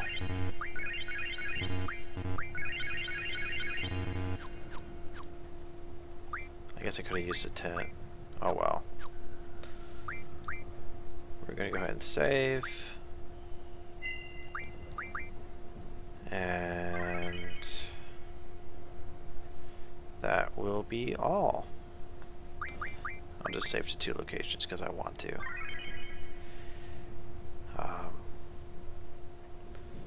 So that's it for this stream of Final Fantasy VIII for tonight. We got a lot accomplished in the last 2 stream sessions. We did a lot of grinding, a lot of triple triad in one episode, a lot of grinding in this one. But we've pretty much set everything up for all that we need. Just a couple more things here and there in the next couple streams, but most of it's going to be the story now. We're moving along with the game.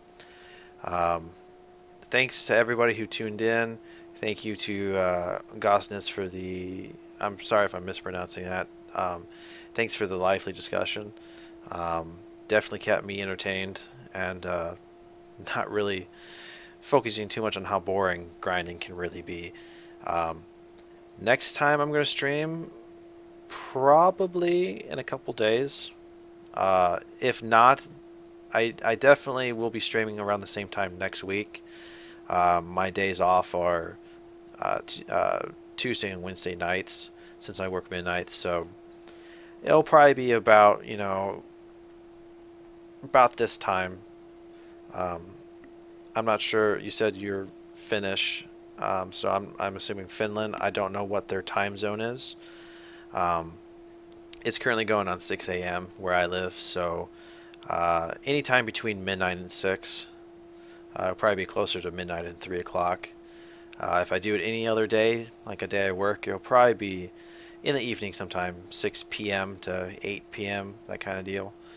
Eastern Standard Time is what I'm on, so if that helps at all.